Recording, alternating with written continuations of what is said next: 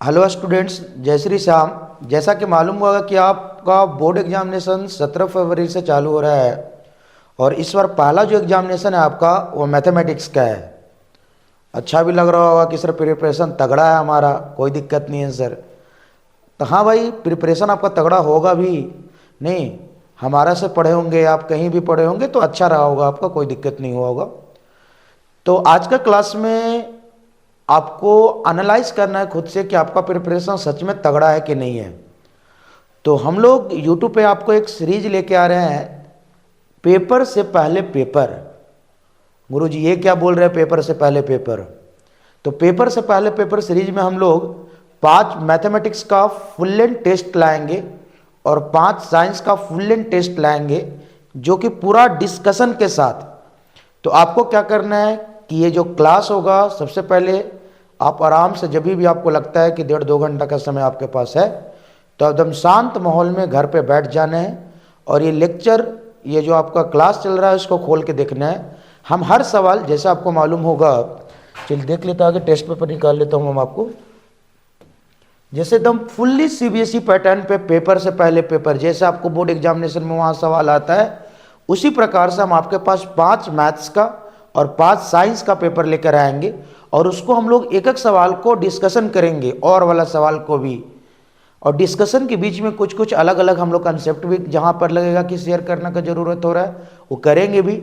लेकिन सवाल, जैसा आपको मालूम है कि टोटल 5 सेक्शन में सवाल है ए टू ई, तो ए टू ई का एक एक सवाल हम लोग करेंगे सर। बहुत जगह पे हो रहा है, क्या हो रहा है वो हमको मालूम नहीं है। और ये सारा जो टेस्ट पेपर का जो आपका क्वालिटी होगा वो बहुत बेहतर होगा, बोर्ड एग्जामिनेशन से 30 से 40% ऊपर है। तो आप जब घर में बैठ के ईमानदारी से अगर एक बार जब आप क्लास को देखेंगे, आप माइंड में भी पेन पेपर लेके बैठो, हम सवाल दिखाएंगे, आप उसको बना लो। अगर आपको पेपर से पहले पेपर देख लिए और आपको ये सारा सवाल बन जा रहा है, तो फिर टॉपर बनने से आपको कोई नहीं रोक सकता है। तो ऐसा नहीं है कि हम लोग बच्चा को अच्छा रिजल्ट नहीं दे पाए हैं, अच्छा दे पाए। अगर आप चैनल पे नए होंगे तो हमारा पुराना भी आप वीडियो देख सकते हैं, पुराना क्लास भी देख सकते हैं। हमारा खुद का मैथ्स का बुक भी लॉन्च किया गया है। ढेर सारे बच्चे हमारे यहाँ 98, 99, 100 आउट ऑफ 100 मैथमेटिक्स मिला है। तो हम ये नहीं बोलेंगे कि हमको लोकल टीचर है या बहुत छोटा टीचर है, नहीं, कि आप हमको सपोर्ट कर दो, आप क्लास करो और बोर्ड एग्जामिनेशन में आप टॉप करो। तो पहली बार श्याम क्लासेस यूट्यूब चैनल पे पेपर से पहले पेपर सीरीज आ रहा है, जिसमें 5 मैथ्स का फुल लेंथ टेस्ट और 5 साइंस का फुल लेंथ टेस्ट आपको हम करवाएंगे, एक एक सवाल। जैसा कि आपको मालूम भी होगा कि क्वेश्चन पेपर 5 सेक्शन में होता है 2026 एग्जामिनेशन के लिए। ए में MCQ 2 मार्क्स का, 3 मार्क्स का, 5 मार्क्स का केस बेस्ड स्टडी सवाल होता है। वो सारा सवाल एक एक कर करके हम लोग आपको करेंगे। तो बस ईमानदारी से आप क्लास कर लीजिएगा, फिर आपको मजा आएगा और आप एनालाइज भी कर पाएंगे। अब ये भी आपके पास 1 मंथ समय है। अगर आप ईमानदारी से हमारा 5 डिस्कशन आप देख लेंगे तो ट्रस्ट मी गाइज, आपको बोर्ड एग्जामिनेशन में एक एक सवाल बन जाएगा। बाकी क्लास में और मजा आएगा जब आप आगे बढ़े हुए तब। तो चलो चलते हैं और एक एक सवाल करने का प्रयास करते हैं। थोड़ा सा देख लीजिएगा, आवाज़ भी अगर आपका सही होगा तो बढ़िया है। जब भी आपको कोई दिक्कत लगेगा तब आप कमेंट बॉक्स में आप छोड़ देंगे, उसको सुधार दिया जाएगा नेक्स्ट क्लास में। चलिए, तो देखो ये पहला जो MCQ है आपका 20 MCQ आता है, जिसमें 2 अजर्सन रीजन आता है 19 और 20। तो एक एक सवाल करेंगे कि आपको कहाँ पे दिक्कत आता है। कहीं पे दिक्कत नहीं आएगा। चलते हैं सवाल की तरफ। कहता है the first term of AP is -5, मतलब आपको A दिया हुआ है कितना मेरे भाई, -5 दिया हुआ है। बहुत बढ़िया, A आपको दिया हुआ है -5 और कहता है कॉमन डिफरेंस आपको 2 दिया हुआ है। कॉमन डिफरेंस कितना दे रखा है मेरे भाई, कॉमन डिफरेंस आपको 2 दे रखा है। और एग्जामिनर आपसे पूछता है then the find the sum of the 6 term. Sum पूछ रहा है 6 टर्म का, तो सम का आपको फॉर्मूला मालूम होगा। SN बराबर होता है n/2 2a + n-1 into D. हम जान के बता रहे हैं कि आपका रिवीजन भी हो, आप देख भी पाए। तो सम का फॉर्मूला यही होता है। तो हमारा एग्जामिनर आपसे पूछ रहा है क्या मेरे भाई कि सम ऑफ 6 टर्म। तो चलो पुट करो, 6/2 करेंगे तो 3 आ जाएगा। अब ज़्यादा डिटेल में देखना नहीं है, MCQ है, जल्दी भागना भी है।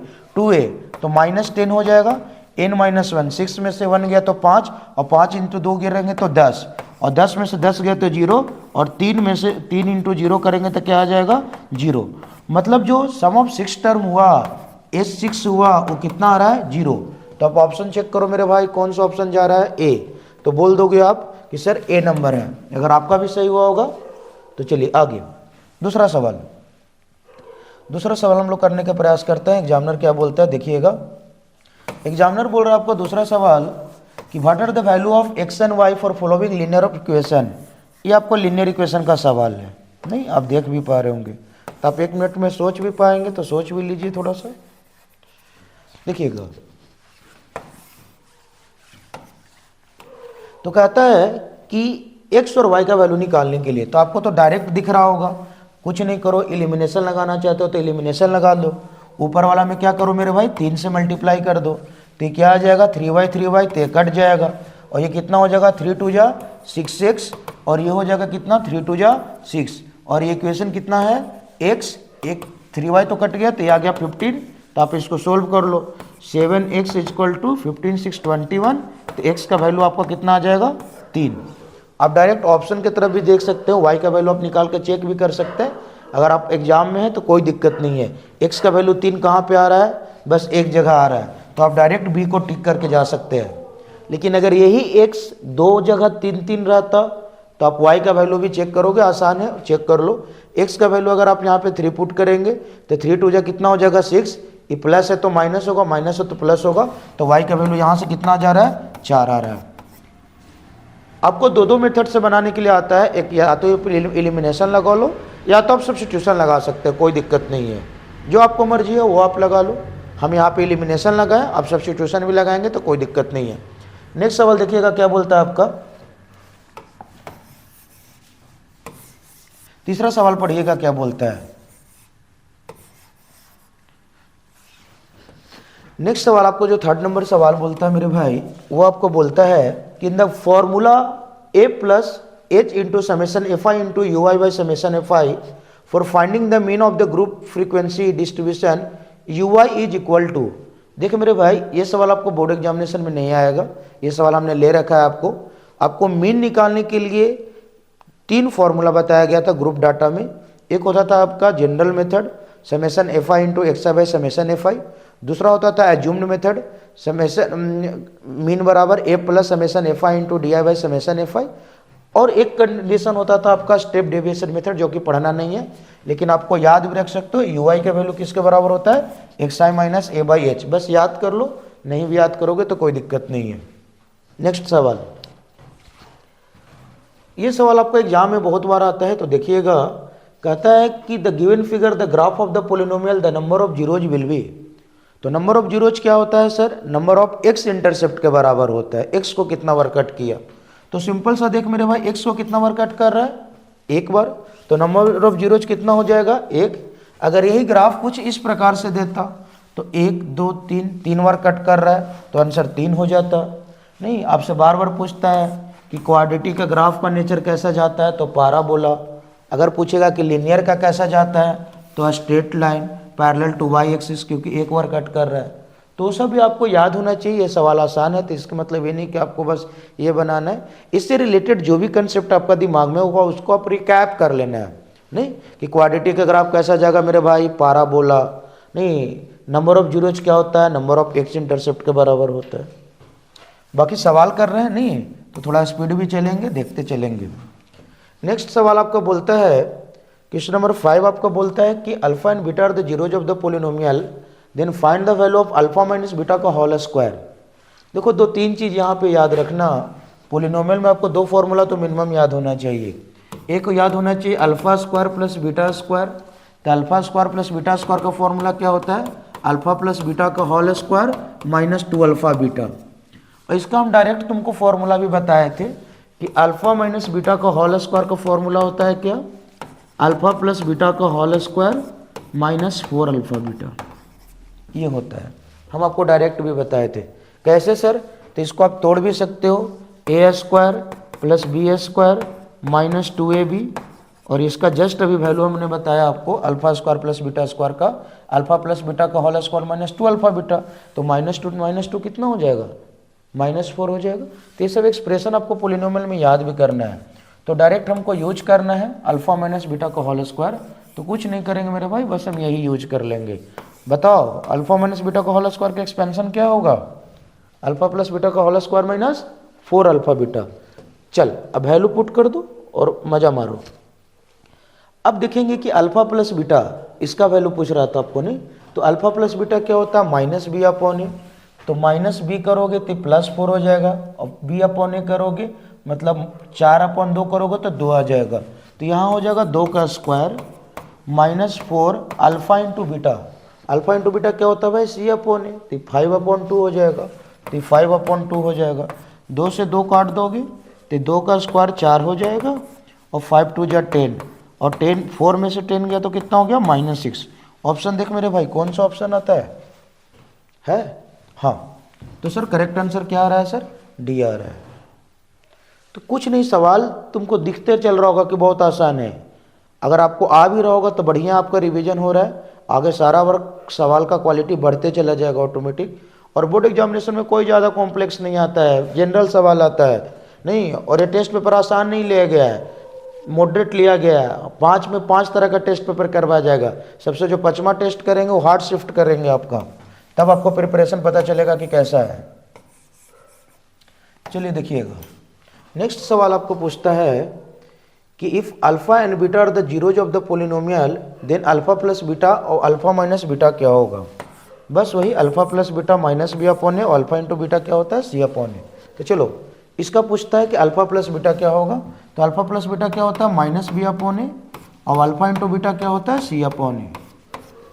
तो चलो माइनस बी अपॉन ए करोगे तो प्लस हो जाएगा, तो 4√3, ए कितना है सर 1, माइनस सी अपॉन ए, सी कितना है 3, और ए कितना है 1, मतलब आंसर ये होना चाहिए। तो चेक करो कोई ऑप्शन देता है ऐसा, तो बोलोगे नहीं गुरुजी कुछ √3 कॉमन करके दे रहा है, तो ले लेना मेरे भाई, यहाँ भी √3 को भी हम लोग जानते हैं कि √3 इंटू √3 बोलेंगे, यस सर।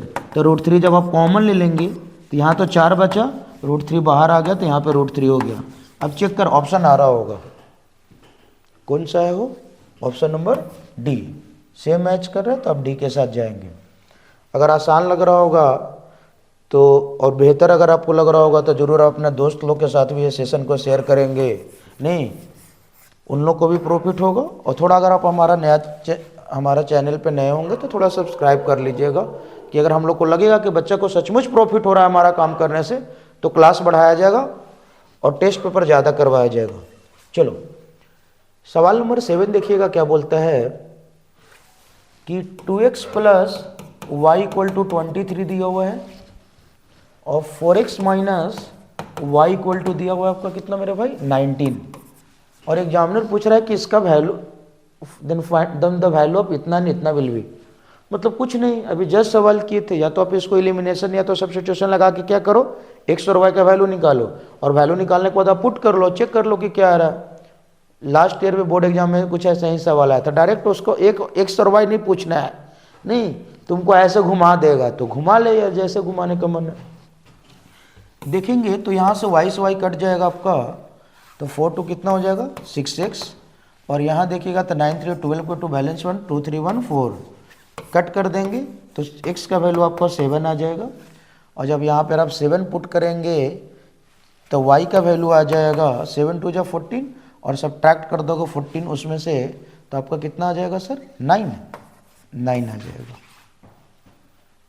चेक कर लो, आसान तो है ना, 7 पुट के तो 14 आया, और 23 में से अगर आप 14 को सब्ट्रैक्ट करते हो तो 13 में से 4 गया तो 9, और 2 में से 1 गया कैंसिल हो गया ना, क्योंकि बैलेंस ले लिए थे तो 9, तो ये आ गया 7 और 9 आ गया। तो एग्जामिनर कहता है कि इसका वैल्यू बताओ, तो पुट कर दे यार, कितना होगा y कितना है सर 9, तो 9 5 जा 45 माइनस कितना 7 है ना, तो 14, तो 45 माइनस 14 करोगे तो आपका 5 में से 4 गया 1, और ये आपको 4 में से 1 गया 3, 1 और 3 31 आ रहा है, इसका आंसर 31 आ रहा है। तो सबसे पहले वाला 31 कौन सा ऑप्शन जा रहा है बी, तो आप बी के साथ जाएंगे, और यहाँ भी पुट कर दोगे तो -5/7 आ जाएगा।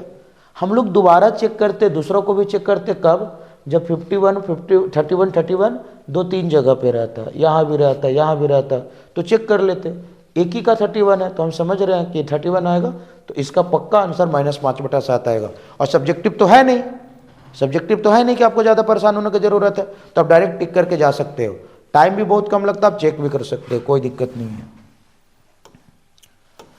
चलो नेक्स्ट सवाल पढ़िएगा।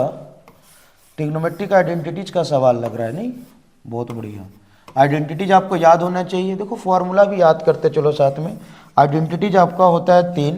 साइन का रिलेशन में आप देखे होगे sine square theta plus cos square theta equal to 1, और एक आपको रिलेशन होता है tan का, तो 1 plus tan square theta equal to sec square theta, और एक फॉर्मूला होता है आपको कॉट का, तो 1 plus cot square theta equal to cosec square theta. तो देखो कुछ ये कॉट का रिलेशन का कुछ सवाल दिया आपका, ये दिया है नहीं, कहता है कि 1 प्लस कॉट स्क्वायर क्या होता है सर। देखो यहाँ पे कॉसेक है और यहाँ पे कॉट है, और ऑप्शन में आपको कुछ ऐसा दिख रहा है कॉसेक कॉसेक कॉस। तो हम सोच रहे हैं कि सर कॉट और कॉसेक में तो रिलेशन होता है सर। हम बोले कि हाँ, तो तुम बोलोगे कि sir 1 plus cot square theta equal to क्या होता है कॉसेक स्क्वायर थीटा। देखो 1 plus cot square theta equal to क्या होता है कॉसेक स्क्वायर थीटा। तो कॉट का वैल्यू जहाँ पर क्या लिख सकते हैं sir cosec square theta minus 1, तो यहाँ पे आप लिख सकते हैं cosec square theta minus 1 by नीचे क्या है 1 प्लस कॉसेक अल्फा। अगर आप 10th में होंगे, 10th में हैं, एग्जाम देने जा रहे हैं सर आप, तो ये बार बार आपको आया था, आपको टीचर बताए होंगे कि ये ए स्क्वायर माइनस बी स्क्वायर के फॉर्म में है। किसके फॉर्म में है मेरे भाई? ए स्क्वायर माइनस बी स्क्वायर के फॉर्म में है। फॉर्मूला होता है ए प्लस बी इंटू ए माइनस बी। अब देखो ए प्लस बी ए इंटू बी करोगे तो प्लस वाला तो कट जाएगा, लेकिन माइनस वाला बचेगा, तो यहाँ पर माइनस बचेगा कॉसेक अल्फा माइनस 1 लगेगा ना। हो A square minus B square, a square minus B square होता है ए प्लस बी ए माइनस बी। ये 1 से 1 कैंसिल हो गया, तो यहाँ से आ गया आपको कितना कॉसेक थीटा। चेक करो ऑप्शन नंबर कौन दे रहा था। ऑप्शन नंबर आपका कितना दे रहा था? सी दे रहा था। हाँ तो चलो क्वेश्चन नंबर 8 आपने देख लिया था, नहीं आगे करते हैं। क्वेश्चन नंबर 9 क्या बोलता है? तो सवाल नंबर 9 आपका बोलता है, देख रहे होंगे आपको कि ए बी बराबर इतना है, ए सी बराबर इतना है, बी सी बराबर इतना है, तो बी का वैल्यू क्या होगा। तो बी का वैल्यू क्या होगा, तीनों लेंथ दिया हुआ है। जब आपको तीनों लेंथ दिया हुआ रहेगा और आपसे एंगल पूछेगा तो एक बार पाइथागोरस थ्योरम को जरूर चेक कर लेना, क्योंकि 100% चांस है कि राइट एंगल ट्रायंगल ऐसा दिया हुआ रहता है आपको। तो एक बार चेक कर लेते हैं क्या बोलते हैं। ए बी है, ए सी और बी सी है। सबसे बड़ा कौन है सर? ए सी, मतलब ये हाइपोटेनस हुआ होगा। तो हम चेक कर लेते हैं। ए सी का square equal to A B का स्क्वायर प्लस बी सी का स्क्वायर। चेक कर लो, 12 का स्क्वायर करोगे तो 144 आएगा, ए बी का स्क्वायर करोगे तो 6 का आएगा 36, नहीं, और 3 आएगा, 3 का रूट 3 का आएगा 3, तो 36 इंटू अगर आप 3 करोगे नहीं तो 108 आ जाएगा। तो 108 प्लस बी सी का स्क्वायर, बी सी कितना है 6 है, नहीं, तो 6 का कितना हो जाएगा 36। तो यहाँ से अगर चेक करेंगे तो 144 आ जाएगा, और इसको करोगे तो कितना आ रहा है 36 और 4 कितना होगा 44, मतलब 144 बोले ना। कि ऐसा कंडीशन जब भी रहेगा तो एक बार आप पाइथागोरस थ्योरम लगा के चेक कर लेना कि राइट एंगल ट्रायंगल तो नहीं ना है। तो जैसे ही अगर ये पाइथागोरस थ्योरम को वैलिडेट करेगा, सही करेगा, मतलब थीटा कितना हो जाएगा 90 डिग्री हो जाएगा। क्यों? क्योंकि राइट एंगल ट्रायंगल हो गया। चलिए मेरे भाई, अच्छा लग रहा है ना? वो अच्छा लगना चाहिए। आगे आएगा सवाल, नहीं आपको बोर्ड एग्जामिनेशन में ऐसे ही आएगा, तो क्या बोलोगे कि नहीं बनाएंगे सर? सेम सवाल आता है तो बनाइएगा। नेक्स्ट सवाल देखिएगा क्या बोलता है। कहता था क्वाड्रेटिक इक्वेशन इतना हैज नेचर ऑफ रूट्स बहुत इंपॉर्टेंट है सर, नहीं नेचर ऑफ रूट्स बहुत इंपॉर्टेंट है। बार बार एग्जामिनेशन में आपका सवाल पूछा है, तो नेचर ऑफ रूट्स के लिए आप डिस्क्रिमिनेंट लगाते हो। अगर डिस्क्रिमिनेंट का वैल्यू ग्रेटर देन 0 आता है तो रियल एंड डिस्टिंक्ट होता है, इक्वल टू 0 आता है तो रियल एंड इक्वल होता है, के का वैल्यू वहाँ से पूछता है बहुत बार, और एक होता है लेस देन 0 तो नॉन रियल रूट्स आता है। तो एग्जामिनर एक सवाल पक्का एमसीक्यू में डालता है आपका यहाँ से, और पूछता है कि बताओ नेचर ऑफ रूट्स क्या होगा। कभी कभी के का वैल्यू पूछ लेगा, पी का वैल्यू पूछ लेगा। तो नेचर ऑफ रूट्स के लिए हम लोग डिस्क्रिमिनेंट लगाते हैं, और डिस्क्रिमिनेंट क्या होता है बी ए स्क्वायर माइनस 4ac। तो बी ए स्क्वायर करोगे -3 का 9 हो जाएगा, -4 इंटू 5 इंटू 1, तो 5 4 जा 20, और 9 में से 20 जाएगा तो कितना होगा -11, और -11 क्या है लेस देन 0। और लेस देन 0 को हम लोग अभी जस्ट बताएं क्या होता है मेरे भाई, नो रियल रूट्स। क्या होगा, नो रियल रूट्स। तो नो रियल रूट्स का साथ से जा सकते हैं। के का वैल्यू भी पूछता है, इक्वल रूट्स ज़्यादा इंपॉर्टेंट है, तो याद रखना यहाँ से इक्वल रूट्स का सवाल पूछता है वेरिएबल का, तो वहाँ पे लगाएंगे बी स्क्वायर माइनस 4ac बराबर 0। समझ में आ रहा होगा। अगर भाई नहीं तो ज़रूर लाइक वगैरह कर दीजिएगा, दोस्तों को पास साथ शेयर कर दीजिएगा। सवाल नंबर 11 देखिएगा क्या बोलते हैं। कहता था डेसिमल एक्सपेंशन ऑफ इतना विल टर्मिनेट।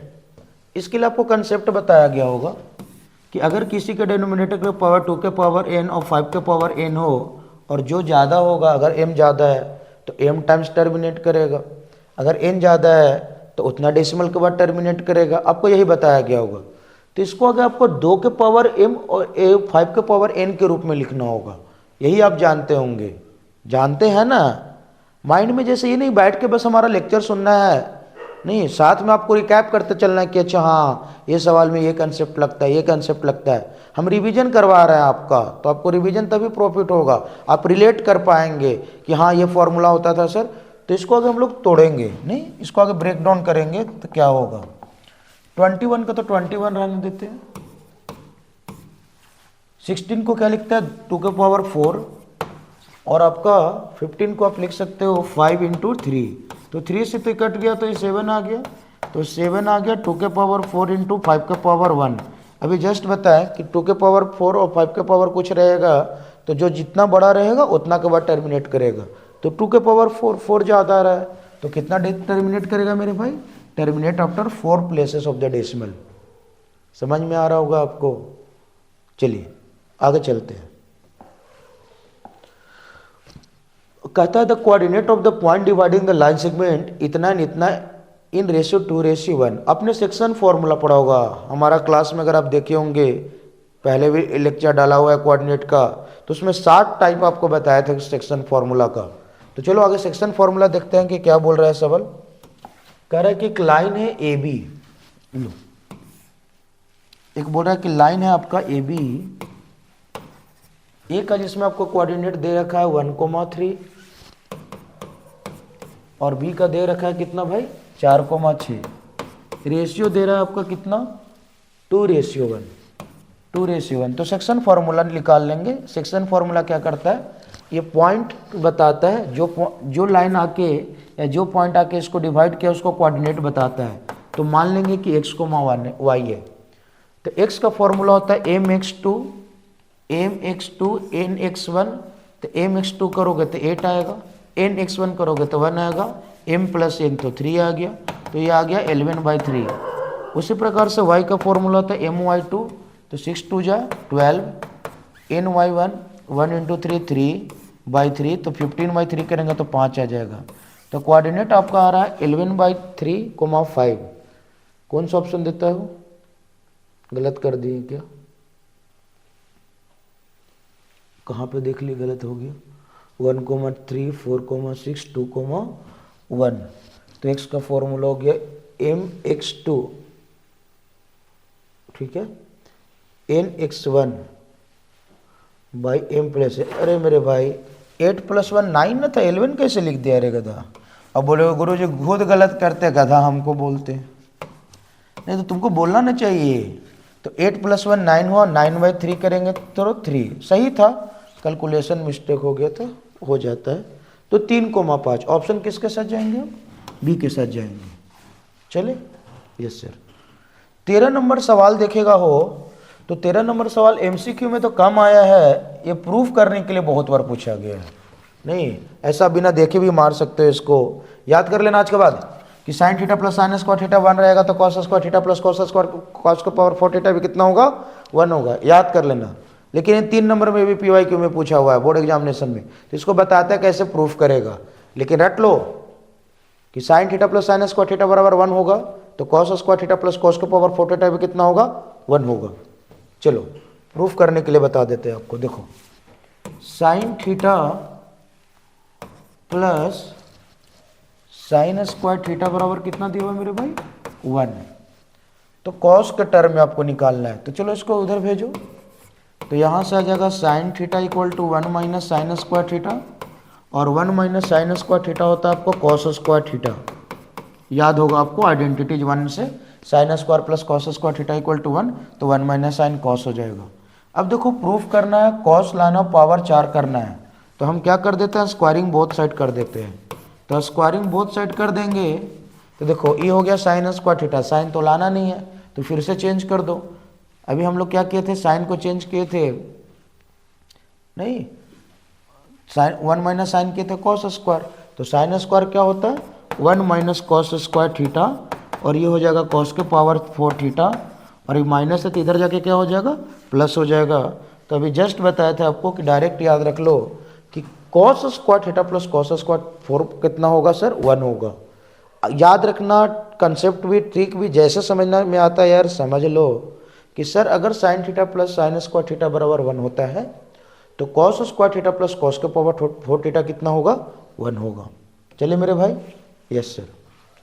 14 नंबर सवाल देखिएगा क्या बोलता है, दिख रहा है ना हो, a bag contains card with the number written on its 1 to 80, a card is pulled out at random, what is the probability that the card drawn is a perfect square।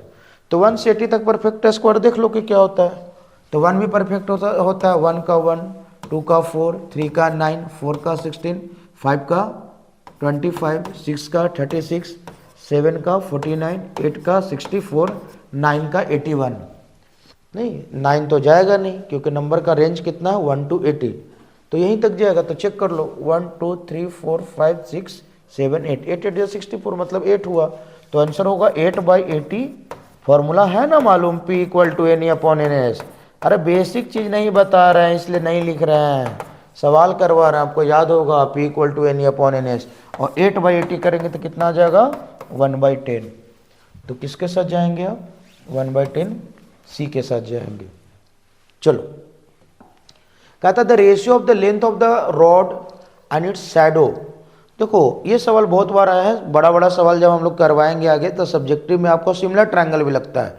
तो अगर मान के चलो कि हम क्या है सर, कुछ भी हमको मान लो, जैसे हम इंसान है नहीं, तो हमारा जो लेंथ होगा, हमारा जो हाइट होगा h मान लेते हैं, और हमारा शैडो क्या होगा, किसी भी चीज़ अगर वर्टिकल रहेगा तो उसका जो शैडो होता है वो हॉरिजॉन्टल होता है। क्या होता है हॉरिजॉन्टल होता है। तो एग्जामिनर यहाँ पर यही बोल रहा है कि ratio of the length of rod, rod मतलब होता है परपेंडिकुलर, नहीं लेंथ हुआ मतलब perpendicular, and it's shadow is 1/√, shadow का रेशियो कितना दिया 1√3।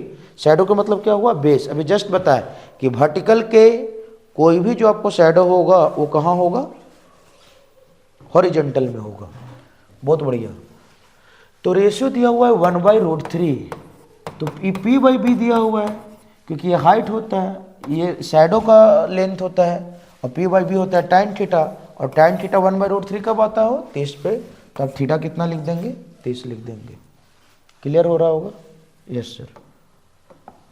16 नंबर सवाल देखना, थोड़ा अच्छा सवाल है, ध्यान से समझिएगा।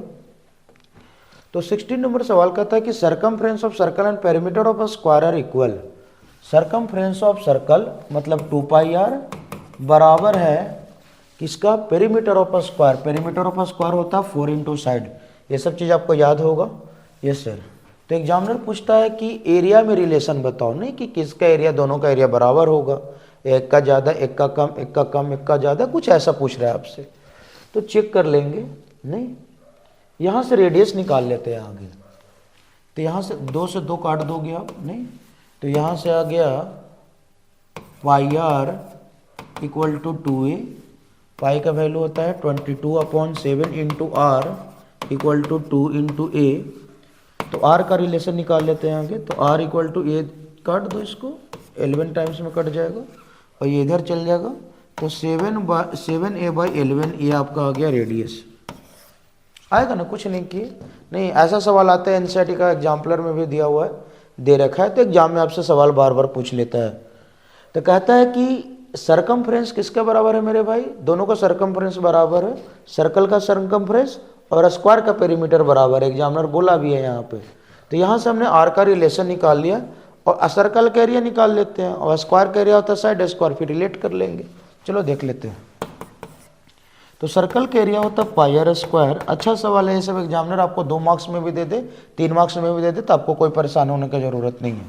पाई का पाई रहने देते हैं, मतलब 22/7 और रेडियस ये आपका है मतलब 7a का होल स्क्वायर बाई 11 का होल स्क्वायर करोगे अलग अलग करोगे तो ये आएगा। तो ये हो जाएगा आपको 22/7 49a² बाई 121। 11 से कट जाता है आपको, नहीं 11 दूनी बस 11 11 22 11 जा कटेगा ना, यहाँ 11 11 रहता है, 11 2 जा कट जाता है तो 2 बार में, हाँ तो कट जाएगा आपको 11 11 जा 1 इतना और 11 2 जा ये कट जाएगा आपको। तो आपका आ जाएगा 7 से भी कट रहा है ना, 7 7 जा 49, तो ऊपर पट रह गया आपको 14a² बाई 11। ध्यान से थोड़ा सा समझो, सवाल अच्छा है, ये सवाल अच्छा है मेरे भाई, ध्यान से समझो। हमने क्या किया, एग्जामिनर बोल रहा था कि सरकमफ्रेंस और पेरीमीटर बराबर है, तो 2πr किसके बराबर होगा, 4a के बराबर हो गए। यहाँ से हमने रिलेशन ला दिया r का, एरिया लगा दिया πr², बस कैलकुलेशन था हमने कर लिया। ये एरिया किसका आया, तो सर्कल का एरिया आया, सर्कल का एरिया आया नहीं। अब स्क्वायर का एरिया क्या होता है सर, साइड स्क्वायर। अब तुम खुद देखो, ये a² है, 14/11 है, मतलब 1 पॉइंट समथिंग है। अब आपको मालूम है कि a² में अगर 0 पॉइंट समथिंग से गुना करते हैं तो छोटा हो जाता है, 1 पॉइंट ऊपर से गुना करते हैं तो क्या होता है, बड़ा हो जाता है। तो ये एरिया बड़ा है ना, हो अरे बड़ा है ना, ये a² है, 14/11 मतलब 1 पॉइंट समथिंग है, तो गुना कर रहे हैं स्क्वायर में तो ज़्यादा हुआ ना।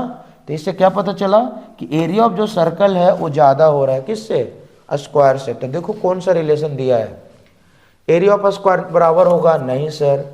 एरिया ऑफ सर्कल ज़्यादा होगा, हाँ सर। अभी जस्ट बताया कि देखो सर्कल का एरिया आता है ये 14/11 1 पॉइंट समथिंग, नहीं इंटू हो रहा है तो ज़्यादा है, स्क्वायर का तो बस a² है।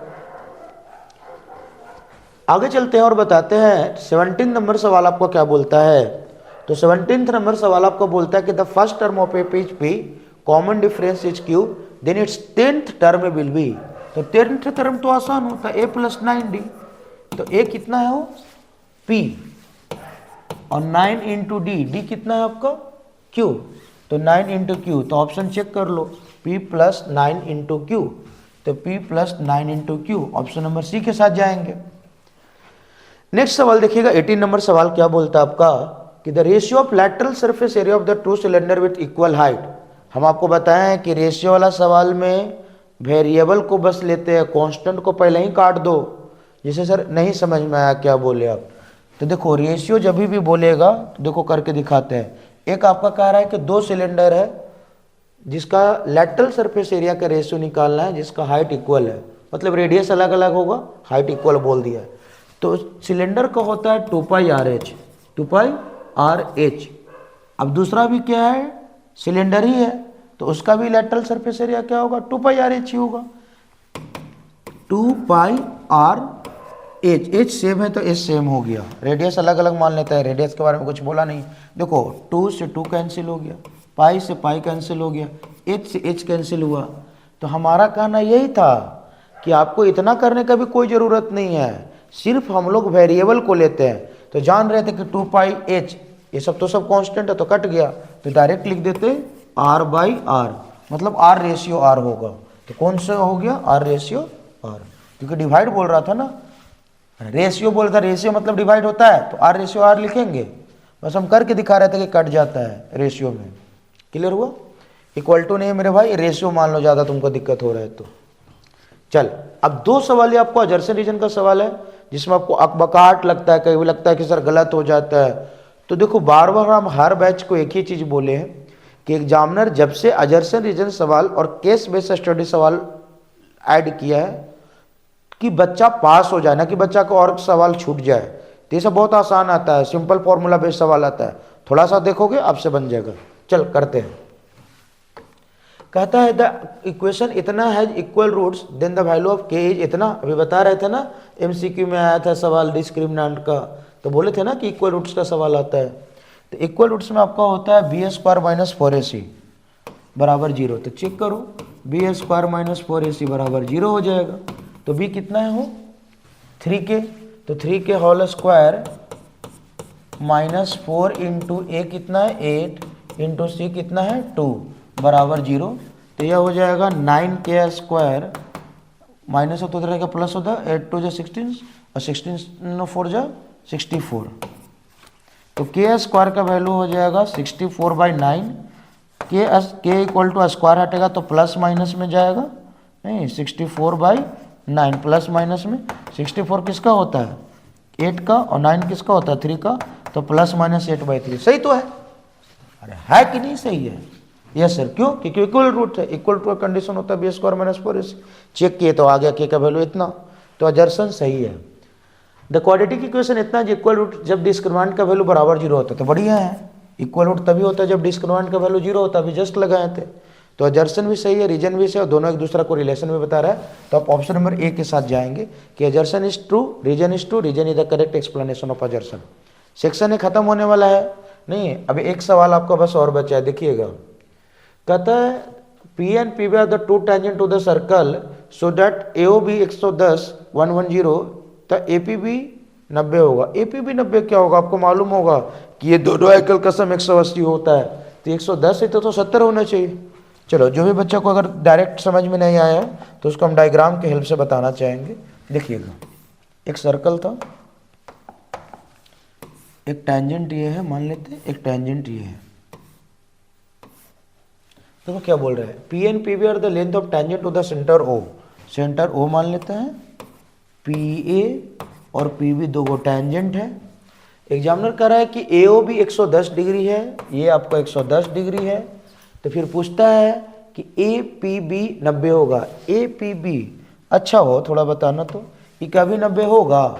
90 तो हम लोग ये जानते हैं कि लेंथ ऑफ टेंजेंट नहीं कि radius is perpendicular to the point of contact of tangent, तो 90 तो ये होगा। 90 90 180, ये भी 90, इन लोग दोनों का सम भी 180 होना चाहिए। क्यों? क्योंकि क्वाड्रिलेटरल का सम कितना होता है 360। तो हम लोग जानते हैं कि आमने सामने वाला का सम कितना होता है 180। इन लोग को भी देखो आमने सामने वाला कितना हो रहा है 180, तो ये 110 है तो इसको 70 होना चाहिए था, ना कि 90 होना चाहिए था। तो अजर्सन हो गया गलत। दूसरा बोलता है the length of two tangents drawn from the external point are equal. हाँ, आरएचएस से प्रूव करने के लिए भी आपको बताया गया कि length of tangent drawn from external point are equal in length, याद भी करना है। देखो इसी से ये बताए थे कि अगर किसी भी क्वाड्रिलेटरल के अंदर सर्कल इनस्क्राइब्ड है तो ऑपोजिट साइड का लेंथ बराबर होता है, उसमें भी यही लगाते थे length of tangent drawn from external point are equal in length. मतलब अजर्सन गलत है, रीजन सही है। तो assertion is false, reason is true. किसके साथ जाएंगे आप? डी के साथ जाएंगे। तो इस प्रकार से सेक्शन ए आपको हो गया कंप्लीट। नहीं अगर आपको 20 में 20 बना होगा तो बढ़िया है, कॉन्ग्रेचुलेसन। नहीं आपका प्रिपरेशन अच्छा जा रहा है। और कोई भी सवाल में आपको लग रहा था कि नहीं सर आपसे नहीं बना था तो आपको समझा दिया गया, फिर भी आपको लगता है कि नहीं सर आपको ये तरीका यहाँ पर हमको समझ में नहीं आया था, तो हम बाद में आपको रिप्लाई भी कर दूंगा और बता भी दूंगा, आप कमेंट छोड़ देना। चले तो जैसा आपने देखा कि सेक्शन ए में सारा 20 का 20 सवाल हमने कर दिया आपको और बेहतर लगा होगा आपको। देखिए आगे चलते हैं सेक्शन बी की तरफ, और सेक्शन बी आपको 2 मार्क्स का होता है। चलिए आगे चलते हैं। तो ये आपको ट्री मेथड मालूम होगा कि इन लोग दोनों को मल्टीप्लाई करते हैं तो ये आता है, इन लोग दोनों को मल्टीप्लाई करते हैं तो ये आता है, तो कर लो। इन लोग दोनों को मल्टीप्लाई करते हैं तो ये आता है, तो इसको अगर इससे डिवाइड करेंगे तो ये आ जाएगा, है ना। ले नहीं समझ में आ रहा था लो 7 इंटू मान लेते हैं इसको x, तो कितना आ रहा है आपको 161। तो डिवाइड करेंगे तभी ना x आएगा। तो जब आप डिवाइड करेंगे इससे तो 7 2 जा 14 होता है और 7 3 जा 21 होता है, मतलब ये वाला का आंसर आपको 23 हो जाएगा। इन लोग दोनों को मल्टीप्लाई करके ये आएगा। चल मल्टीप्लाई कर ले, कितना हो जाएगा 1 7 जा 7 हो जाएगा और 7 6 जा 42 कि 2 बैलेंस 4 हो जाएगा और 7 जा 1 जा 7 और 4 कितना हो जाएगा 7 और 4 11 1127 हो जाएगा, 7 4 11। फिर इन लोग दोनों को मल्टीप्लाई किए तो ये आया और इन लोग दोनों को मल्टीप्लाई करेंगे तो ये आएगा। 2 1 जा आपको 2 हो जाएगा, 8 2 जा 16 का 6 बैलेंस 1 हो जाएगा और 33 2 जाएगा 66 और 66 इंटू 1 करेंगे तो कितना आएगा +1 करेंगे तो कितना आएगा 67। तो ये ट्री मेथड बोलते हैं जो कि एग्जाम में आपको रिपीट करता है। तो इन लोग दोनों को मल्टीप्लाई करके ये, इन लोग दोनों का ये, इन लोग दोनों का ये, इन लोग दोनों का ये, ऐसे आ जाएगा। चलिए 22 नंबर सवाल देखिएगा, आपका पोलिनोमियल का है, क्या बोलता है मेरे भाई समझते हैं। तो कहता है कि one of the zeros of the polynomial is 1/2, find the alpha and other zeros. तो मान लेते हैं कि एक जीरोज तो 1/2 दिया हुआ है और दूसरा जीरोज को हम बीटा मान लेते हैं। क्या मान लेते हैं? बीटा। ये अल्फा मान लो, तो एक को मान लेते हैं बीटा। तो अल्फा इंटू बीटा होता है सी अपॉन ए, क्योंकि आपको अल्फा सी दिया हुआ है। तो अल्फा सी अपॉन ए कितना है? 2 है। 2 से 2 जब काट दोगे मेरे भाई तो बीटा का वैल्यू कितना हो जाएगा? आपको लैम्डा आ जाएगा। तो एग्जामिनर आपसे पूछ रहा था कि लैम्डा भी निकालो और अदर जीरोज भी निकालो, मतलब कोई भी एक वैल्यू आएगा तो दोनों बराबर हो जाएगा। चलो, एक तो यहाँ से रिलेशन आ गया। अब हम सम रिलेशन कर लेते हैं। तो सम रिलेशन होता है आपको अल्फा प्लस बीटा कितना होता है? माइनस बी अपॉन ए। माइनस बी कितना है? -3/2 हो जाएगा।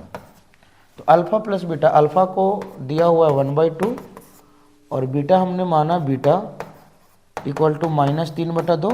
ये प्लस है तो उधर जाकर माइनस हो जाएगा, नहीं? तो बीटा का वैल्यू आएगा -3/2 -1/2। एलसीएम ले लोगे तो आ जाएगा 2, तो ये आ जाएगा -3 -1, तो ये -4/2 कर दोगे तो आ जाएगा -2। मतलब एक दूसरा जीरोज भी कितना आ रहा है? -2, और गामा लैम्डा भी कितना हो जाएगा? -2, क्योंकि इन लोग दोनों बराबर था। समझ में आ गया होगा। एग्जामिनर क्या पूछ रहा था कि लैम्डा निकालिए और अदर जीरोज निकालिए, तो दोनों वैल्यू कितना हो जाएगा? -2। Got it.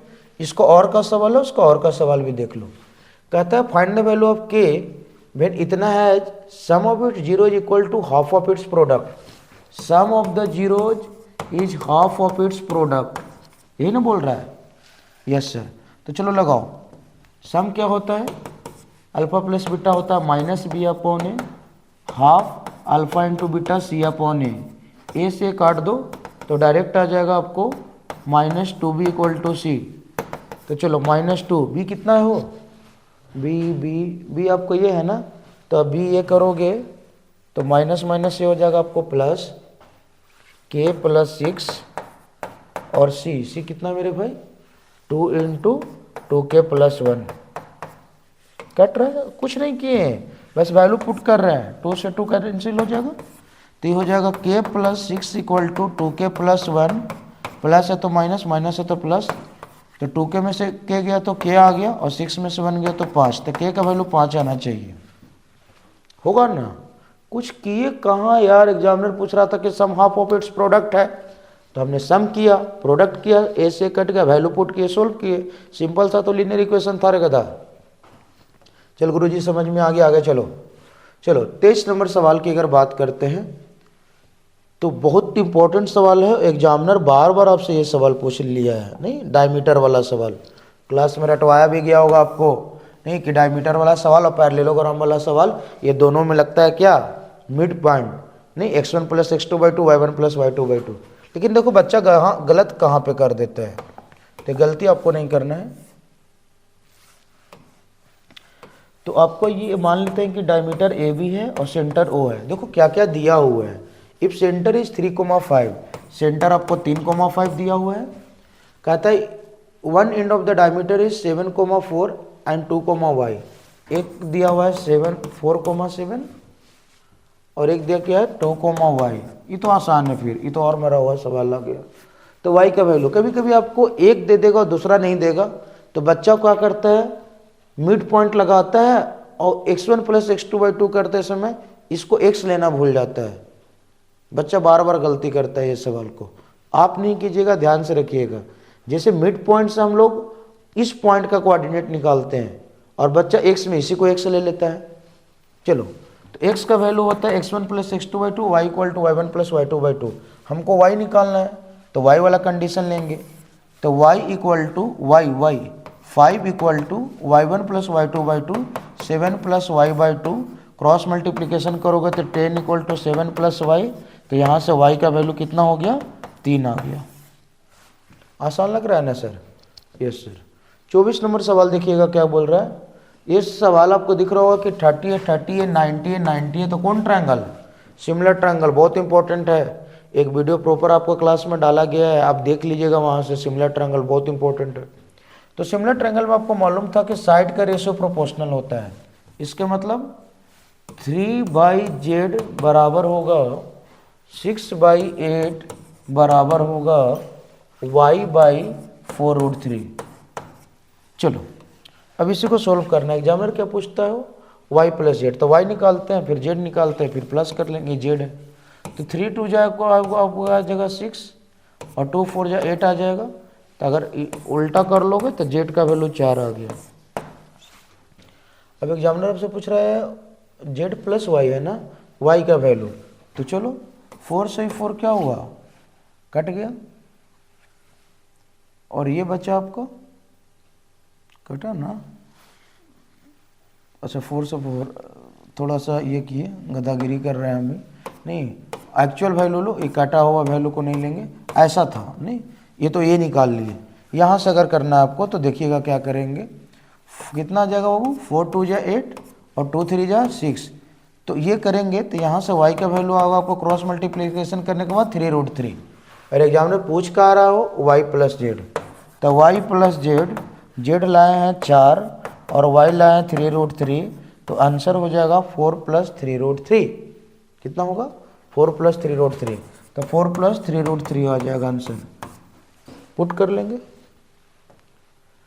इसका और का सवाल बोलता है कि एक इक्विलैटरल ट्रायंगल है जिसका साइड 24 है, find the length of altitude.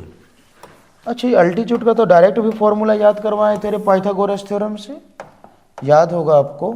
जो भी भाई को याद नहीं है प्लीज़ याद कर लीजिए कि अगर इक्विलैटरल ट्रायंगल है, अगर ये इक्विलैटरल ट्रायंगल है और इसका अगर साइड ए है, तो इसका जो अल्टीट्यूड होता है, डायरेक्ट फॉर्मूला बताए थे, √3/2 इंटू ए। तो देखो ऐसे एक नंबर से तो आप नहीं निकाल सकते, 1 मार्क्स में आप डायरेक्ट लगाएंगे, यहाँ करके दिखाते हैं, लेकिन आप डायरेक्ट यहाँ से निकाल लो। लेंथ ऑफ अल्टीट्यूड क्या होगा अभी बताएं, √3/2 इंटू ए कितना है 24, कट कर देंगे 12, तो आंसर आ जाएगा 12√3। लेकिन आप पाइथागोरस थ्योरम लगा लेना 2 नंबर में, जैसे साइड 12 है, 12 हुआ, ये 6 हुआ, पाइथागोरस थ्योरम लगा लो तो ये निकल जाएगा। अरे आएगा ना, देख भाई किसको समझ में नहीं आ रहा, ये अगर 24 दिया हुआ है पूरा, तो ये 12 हो जाएगा आपका, नहीं, और ये निकालना है तो लगा दो पाइथागोरस थ्योरम। 24 का होल स्क्वायर इक्वल टू 12 का होल स्क्वायर प्लस अल्टीट्यूड को हाइट मान लेते एच का होल स्क्वायर। 24 का 576 समझे होंगे, और 12 का कितना होता है 144 इक्वल टू एच स्क्वायर। ये आपका आ जाएगा 2, ये आपका आ जाएगा 3, और ये का आपका आ जाएगा कितना 4, 432 इक्वल टू एच स्क्वायर। तो एच का वैल्यू आपको क्या होगा, √432। तो 432 को करने के लिए मतलब ये पक्का ऐसे होगा 144 इंटू 3, नहीं 4 3 या 12 को 2 बैलेंस 1, 4 14 42 43 सही है, और इसको बाहर करोगे तो कितना आ जाएगा 12, और ये √3 रह जाएगा। तो देखो डायरेक्ट भी फॉर्मूला हम आपको बता दिए, नहीं कि 12√3 होगा। अगर आपको नहीं समझ में आता है, ये तो आपको समझ में आना चाहिए, तो आपको आसान है, लेकिन 2 मार्क्स का सवाल आपको बोलता है तो आप ऐसे भी लगा सकते हो, कैसे, पाइथागोरस थ्योरम से। 24 था, 12 हुआ, पाइथागोरस थ्योरम लगा दिए, आसान सवाल था, कोई दिक्कत नहीं है। देखो मेरे भाई हम और वाला भी एक सवाल आपको कर रहे हैं, नहीं तो एक बार में आप कुछ 2-4 सवाल एक्स्ट्रा भी हो जाएगा, मतलब लगभग 40 सवाल आप कर पा रहे हैं। और ये पास तो पेपर पास, तो इसको देखते रहना है, और ज़रूर एक सवाल रुक के करना है, आपको एंड तक करना है मेरे साथ में, अगर आप एक बार देख रहे हो तो। Letter of English alphabet is chosen at random, find the probability that letter chosen in vowel. Vowel क्या होता है 5, और अल्फ़ाबेट कितना है 26, तो आंसर डायरेक्ट आ जाएगा 5/26। और कांस्टेंट क्या होता है 21/26, खत्म हो गया। ये तो एकदम आसान है, नहीं वॉवेल पूछ रहा है 5/26, कांस्टेंट पूछ रहा है 21/26। तो सेक्शन भी कंप्लीट हो गया आपका, तो चलते हैं सेक्शन सी के तरफ। तो देखिएगा सेक्शन सी में पहला सवाल क्या बोलता है आपका, बोल रहा है सर कि 144 carton of Coke cans and 90 carton of the Pepsi can are to be stacked in the carton. Carton में सजाना है। If each stack is of the same height and if it is equal to contain carton of the same drink, what would be the greatest number. Greatest number पूछ रहा है, कौन सा 2 number है sir, एक नंबर है आपका 90 और एक नंबर है आपका 144। जब भी बोलता है ग्रेटेस्ट, तो आपको मालूम होगा कि एग्जामिनर आपको क्या निकालने के लिए बोल रहा होगा, HCF निकालने के लिए बोल रहा होगा, नहीं, यस सर। तो चलो 90 का और 144 का प्राइम फैक्टराइजेशन कर लो। एचसीएफ निकालना बहुत आसान है सर, आपको आता भी है नहीं। तो 90 के अगर करोगे आप तो क्या लिख सकते हैं सर, 2 इंटू 45, और 45 को आप लिख सकते हो 9 इंटू 5, तो इसको आप लिख सकते हो 3 के पावर 2 इंटू 5। तो 90 का अगर प्राइम फैक्टराइजेशन करेंगे तो आपका ये आएगा 2, 3 के पावर 2, तो 9 हो गया, 9 5 जब 45, 45 इंटू 2 करेंगे तो 19 आ जाएगा। बढ़िया है सर। 144 की अगर करेंगे तो 16 9 जा 144 होता है, तो 16 को क्या लिखेंगे सर आप 2 के पावर 4, और 9 को आप क्या लिखेंगे 3 के पावर 2। तो these are the prime factor of 90 and 144। ये आपका 90 का प्राइम फैक्टराइजेशन हो गया, ये आपको 144 का फैक्टराइजेशन हो गया। एग्जामिनर बोल रहा है ग्रेटेस्ट नंबर, तो ग्रेटेस्ट नंबर में आप क्या निकालते हैं सर, एचसीएफ। तो एचसीएफ क्या होता है, हाईएस्ट कॉमन फैक्टर। देखिएगा 2 के पावर 1, 2 के पावर 4, तो हाईएस्ट कौन है सर यहाँ पर 2, तो 2 के पावर 1 रहने देंगे। और 3 का अगर देखेंगे तो 3 के पावर 2, तो ओवरऑल आपका आंसर आ गया 2 इंटू 3 का स्क्वायर 9 होता है, और 9 2 जा 18, तो टोटल आंसर आपका कितना हो जाएगा 18। क्लियर होगा, कुछ नहीं करना था, बस नंबर को आपने प्राइम फैक्टराइजेशन किया, और नंबर को प्राइम फैक्टराइजेशन करने के बाद जो आपका एचसीएफ हो गया वही आपका आंसर हो गया। तो चलिए चलते हैं नेक्स्ट सवाल के तरफ। कहता है इन गिवन फिगर एबीसी नहीं डी पैरेलल बीसी, जहां पे आपको अगर कहीं पे दिखता है कि पैरेलल की बात हो रहा है तो आप लगाते हो क्या सर, थेल्स थ्योरम। तो बहुत इंपॉर्टेंट है बोर्ड एग्जामिनेशन के लिए थेल्स थ्योरम, उसका कन्वर्स प्रूफ भी करने आना चाहिए। सिमिलर का कंडीशन भी बहुत इंपॉर्टेंट है, सबका क्लास पहले भी डाला हुआ वीडियो आपका यूट्यूब चैनल पे, आप वहां से भी देख लीजिएगा एक बार दोबारा। तो आप कुछ नहीं करो, पैरेलल दिया हुआ तो आप लगा दो Thales theorem sir. Thales theorem में हम लोग जानते हैं कि साइड का रेशियो प्रोपोर्शनल होता है, तो x बाई x प्लस 1 बराबर हो जाएगा आपका x plus 3 by x plus 5, x plus 3 by x plus 5। अब यहाँ से आप क्या कर लो सर, क्रॉस मल्टीप्लीकेशन कर लो, x का वैल्यू आपका आ जाएगा। It's quite simple. तो चलिए क्रॉस मल्टीप्लीकेशन करेंगे तो x इंटू एक्स प्लस 5 हो जाएगा आपको x plus 1 into x into 3। अब इसको सिंप्लीफाई करेंगे आगे हम लोग, तो ये आ जाएगा x square plus 5x equal to x square plus 3x plus x plus 3।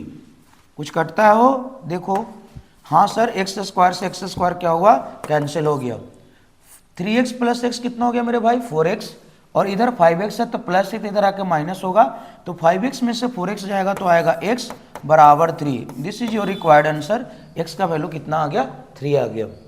चलिए आगे सर। Yes sir. सवाल नंबर 28 आपका कॉम्प्लीमेंट्री एंगल रिलेशंस है, और आपका वह सीबीएसई हटा दिया, बिहार बोर्ड में अब आता है, फिर भी आप देख लेंगे तो आपको कोई दिक्कत नहीं है। फॉर्मूला आपको हाइट एंड डिस्टेंस में एक लगता है सवाल, एनसीईआरटी में भी दे रखा है, तो बस फॉर्मूला है याद रखिएगा। तो एग्जामिनर कहता है tan 2a equal to cot a minus 18। तो देखो सबसे पहले आपको क्या सोचना है कि अगर ये tan है, इधर भी हम tan का रिलेशन में लिख देंगे तो tan से tan कैंसिल हो जाएगा, जो भी वेरिएबल उसका आंसर आ जाएगा। तो tan के साथ कुछ भी लगा रहता है, cos के साथ कुछ भी लगा रहता है, sin के साथ कुछ भी लगा रहता है, उसको हम लोग मानते हैं थीटा, नहीं? तो tan थीटा कॉट इतना बराबर है, तो देखिएगा तो आप इसको लिख सकते हो कि कॉट थीटा किसके बराबर होता है सर, tan 90 माइनस थीटा, या tan थीटा किसके बराबर होता है सर, cot 90 माइनस थीटा। याद रखिएगा बहुत इंपॉर्टेंट कंसेप्ट है कॉम्प्लीमेंट्री एंगल रिलेशन। तो tan थीटा क्या होता है, cot 90 माइनस थीटा। देखो लिख लो, देखो tan थीटा आपका होता है cot 90 माइनस थीटा, और जस्ट इसका उल्टा भी हो जाएगा, नहीं? अगर इसका करोगे नहीं कि सर cot किसके बराबर होगा, तो tan 90 माइनस थीटा के बराबर हो जाएगा। बहुत बढ़िया। तो यहाँ पर देखने का प्रयास कीजिएगा, tan को हम चेंज कर रहे हैं, तो tan के यहाँ पर क्या लिख सकते हैं सर, cot 90 माइनस थीटा कितना है 2a, और यहाँ पर सर आपका है cot a माइनस 18। चलो कुछ कटेगा, cot से cot कैंसिल हो जाएगा, तो आ जाएगा 9 minus 2a equal to a minus 18। Clear है? Yes sir. अब देखिएगा ये माइनस है तो प्लस, माइनस है तो प्लस, तो इधर चल जाएगा तो आ जाएगा 3a इक्वल टू 90 प्लस 18। तो यहाँ से आप a का वैल्यू अगर निकालना चाहेंगे तो 98 कितना आ गया सर, 108 बाई 3 करेंगे तो कितना बार में कट जाएगा, 3 3 जा 9, नहीं, और 6 3 जा 18, 36 degree. This will be your required answer. आपका ए का वैल्यू कितना हो जाएगा 36। बस एक कंसेप्ट है यहाँ पे याद रखिएगा कि tan 90 minus theta equal to cot theta, और उसी प्रकार से अगर पूछेगा कॉट थीटा तो क्या हो जाएगा sir tan 90 minus theta. Sine cos के साथ भी चलता है, तो आप देख लीजिएगा एक बार, सारा फॉर्मूला वगैरह पहले भी आपको बताया हुआ है। नेक्स्ट 29 नंबर आपका सवाल बोलता है कि prove that the tangent at any point of the circle is perpendicular to the radius of point of contact. नहीं, सर्कल का पहला थ्योरम यही है आपका, radius to the point of contact. नहीं, tangent radius is to the point of contact of the tangent are perpendicular to it. Radius tangent में 90 degree होता है, आपने ढेर सारा सवाल में लगाया भी है। नहीं, पहले भी हम लोग सवाल के उसमें लगाया है कंसेप्ट। और दूसरा थ्योरम था आपका जो प्राइमरी था, नहीं, length of tangent drawn from external point are equal in length. बाकी तो ढेर सारा थ्योरम करवाया है यार सर्कल में। अब बोलो कौन कौन करवाए सर, एक मिनट आप बोल दो। तो बताए थे कि क्वाड्रिलेटरल सर्कमस्क्राइबिंग द सर्कल, नहीं, ऑपोजिट साइड का सम बराबर होगा। Parallelogram circumscribing the circle is a rhombus. Perimeter का कंसेप्ट, सिमिलर ट्रायंगल का कंसेप्ट, तो सर्कल का भी एक क्लास आपको अरेंज किया गया, आपको जरूर वहां से देखिएगा। जितना भी थ्योरम होता है सारा थ्योरम को आपको कंप्लीट करवाया गया। तो चलो इसको कर देते हैं, बहुत बेसिक चीज है। पहला थ्योरम है आपका, आपने आता भी होगा, बस नॉर्मल तरीका से आपको समझा देते हैं कि आपको क्या करना रहता है। देखिए, मानते हैं एक सर्कल है, नहीं, और ये टैंजेंट है, बढ़िया है सर। चलो ए बी को टैंजेंट मान लेते हैं। नहीं, पॉइंट ऑफ कॉन्टैक्ट पी पर है, सेंटर आपका ओ। अब देखिएगा, अगर ओपी को ज्वाइन करेंगे तो आपको रेडियस हुआ। एग्जामिनर पूछ रहा है कि ओपी क्या है सर, परपेंडिकुलर है ए बी पे, ये आपको प्रूफ करना है। बहुत बढ़िया सर। अब देखिए, अगर प्रूफ करने के लिए आप क्या करना होगा, हम लोग मैथ्स में जाने हुए पहले ही, नहीं क्या सर, कि शॉर्टेस्ट डिस्टेंस परपेंडिकुलर होता है। क्या होता है, शॉर्टेस्ट डिस्टेंस परपेंडिकुलर होता है। अगर आप ओपी को शॉर्टेस्ट डिस्टेंस प्रूव कर देंगे तो ओपी परपेंडिकुलर हो जाएगा ए बी पे, ये याद रखिएगा। नहीं, परपेंडिकुलर प्रूव करना इन द सेंस ओपी को शॉर्टेस्ट डिस्टेंस प्रूव करेंगे। वहां भी जब हम लोग फिजिक्स में पढ़ाए थे तो एक लाइन बोले थे, नहीं, द परपेंडिकुलर और shortest distance between the incident ray and emergent रे इज कॉल्ड लैटरल शिफ्ट। तो शॉर्टेस्ट डिस्टेंस क्या होता है मेरे भाई, परपेंडिकुलर होता है। मैथ्स में बहुत पहले ही प्रूव किया हुआ है। अब देखिएगा, आपको एक पॉइंट लेना है, take a point anywhere on the tangent A B. कोई एक पॉइंट आप लोग मान के चलते हैं कि यहाँ पे क्यू ले लेते हैं, और इसको ज्वाइन कर दो थोड़ा आप। चलो इसको अब ज्वाइन कर दो। तो ज्वाइन कर रहे थे, यहाँ पे कहाँ पे कट कर रहा है सर, ए बी मान लिए हैं, नहीं पी क्यू हो गया, इसको आर को मान लो। तो जब आप यहाँ पे देखेंगे तो ओ पी बराबर हो जाएगा आपको ओ आर। क्या बोलेंगे मेरे भाई, ऐसा स्टेटमेंट में बताया गया है। नहीं, इसके बाद आपको बताया गया था कि take a point anywhere on the circle. नहीं, अगर ए बी को उस पर रोटेट करेंगे तो सेकेंड बन जाएगा। तो सब बहुत बेसिक चीज़ है, उतना बात नहीं बता रहा है आपको। नहीं, थ्योरम आपको याद होना चाहिए, हर किताब में दिया हुआ है, एक बार आप देख लीजिएगा। जो बेसिक मेजर कंसेप्ट है कि प्रूफ करने के लिए क्या करना है, उसका बात चल रहा है। तो आप देख रहे होंगे कि ओपी बराबर ओ आर हो जाएगा, आपका क्या रेडियस हो जाएगा। नहीं, अब अगर हम ओ क्यू की बात करेंगे मेरे भाई, तो ओ क्यू क्या होगा सर, ग्रेटर हो जाएगा। किससे, ओ आर से।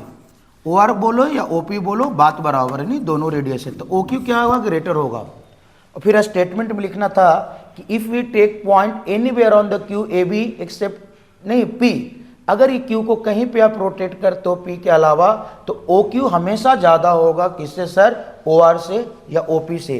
इसके मतलब ओ पी सबसे छोटा डिस्टेंस हुआ, और छोटा डिस्टेंस से क्या होता है मेरे भाई, परपेंडिकुलर होता है। तो याद रखिएगा कि जब भी एग्जामिनर आपको अगर परपेंडिकुलर प्रूव करने की बात बोलता है तो उस डिस्टेंस को आप क्या करेंगे सर, शॉर्टेस्ट प्रूव करेंगे।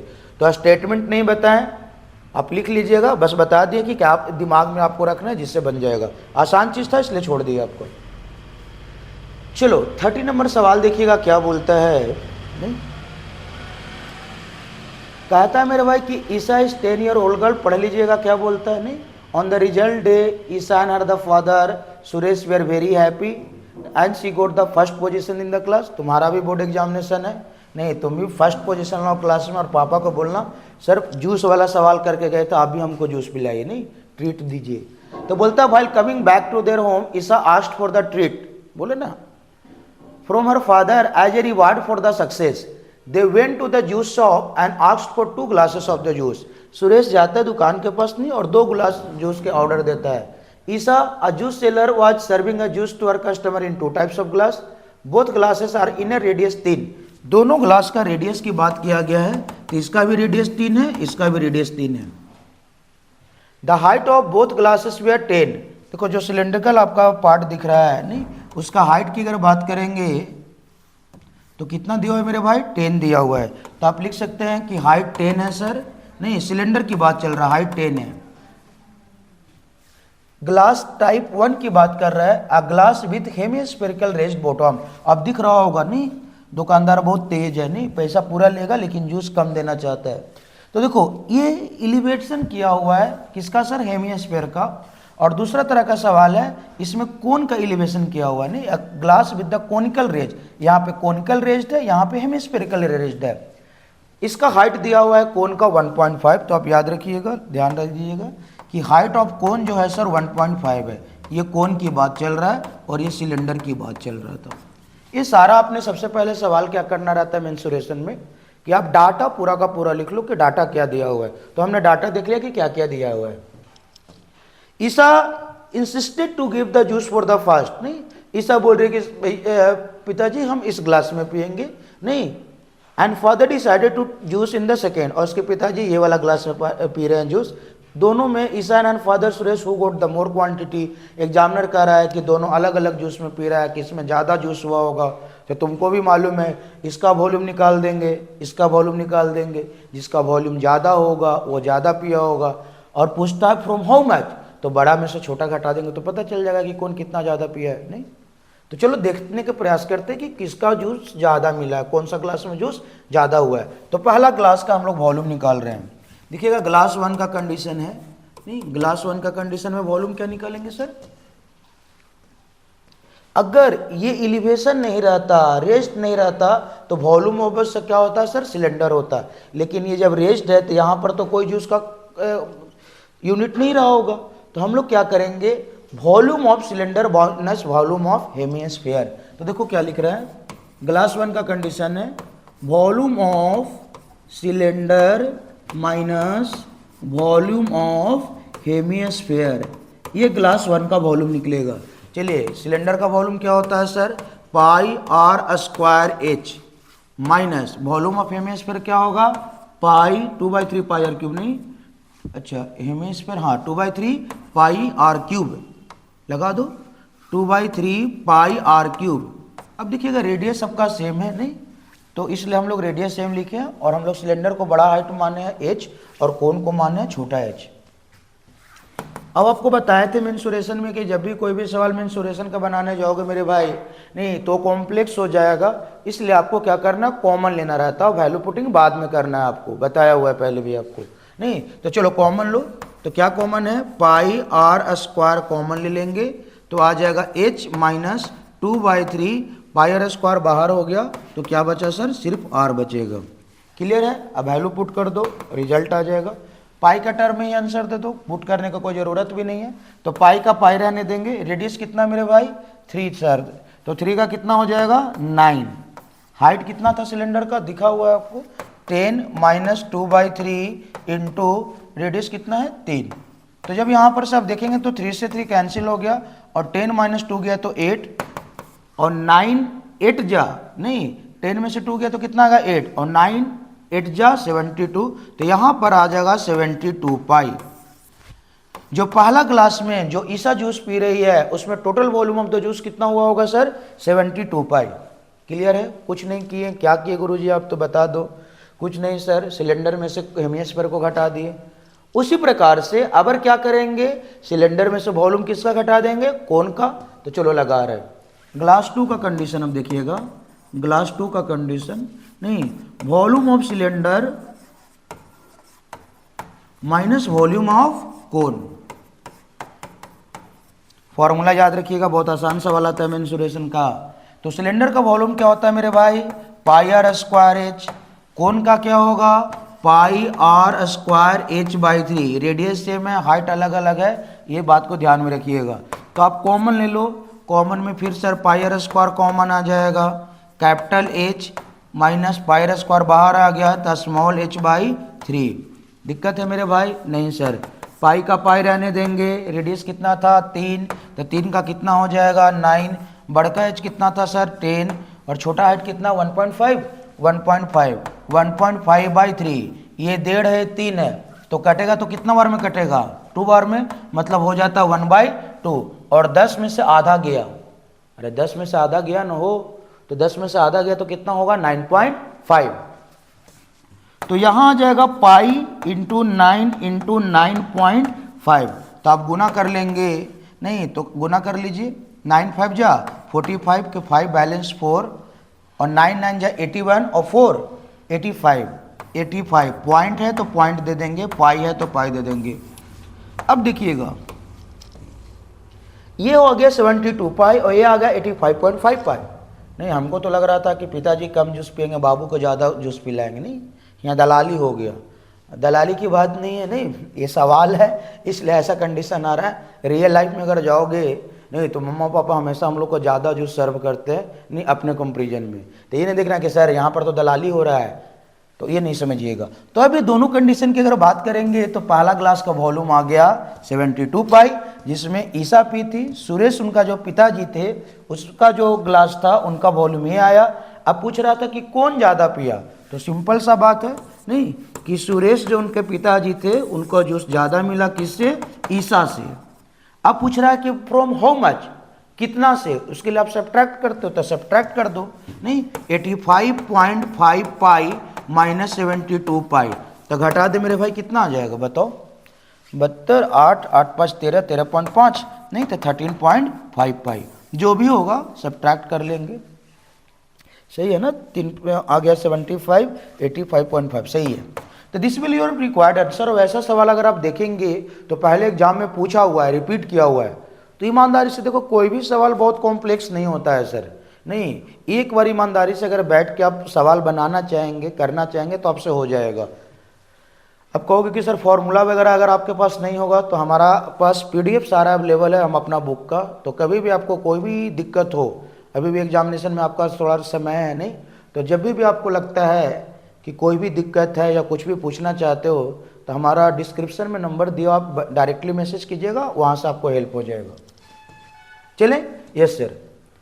अच्छा, इसका और का भी सवाल, और दूसरा देखो कितना खूबसूरती हो रहा है सर क्लास के डिस्कशन में, हम लोग एक एक और का भी सवाल कर रहे हैं आपको। इससे क्या हो रहा है सर, आपको एक ही बनाना रहता, हम आपको दोनों बता रहे हैं, इससे आपको हर तरह का सवाल समझ में आएगा, बहुत आसान आता है मेरे भाई, देखिएगा। चलिए इसका और का सवाल करते हैं। कहता है a sphere of maximum volume is cut from the solid hemisphere. देखिएगा, कहता है कि एक सॉलिड हेमिस्फीयर था, नहीं, इससे क्या कह रहा है सर कि मैक्सिमम स्फीयर को काटा जा रहा है, नहीं बोल रहा maximum volume of the hemisphere is cut, तो मैक्सिमम वॉल्यूम कट किया जा रहा है, तो थोड़ा देख लेते हैं। लो,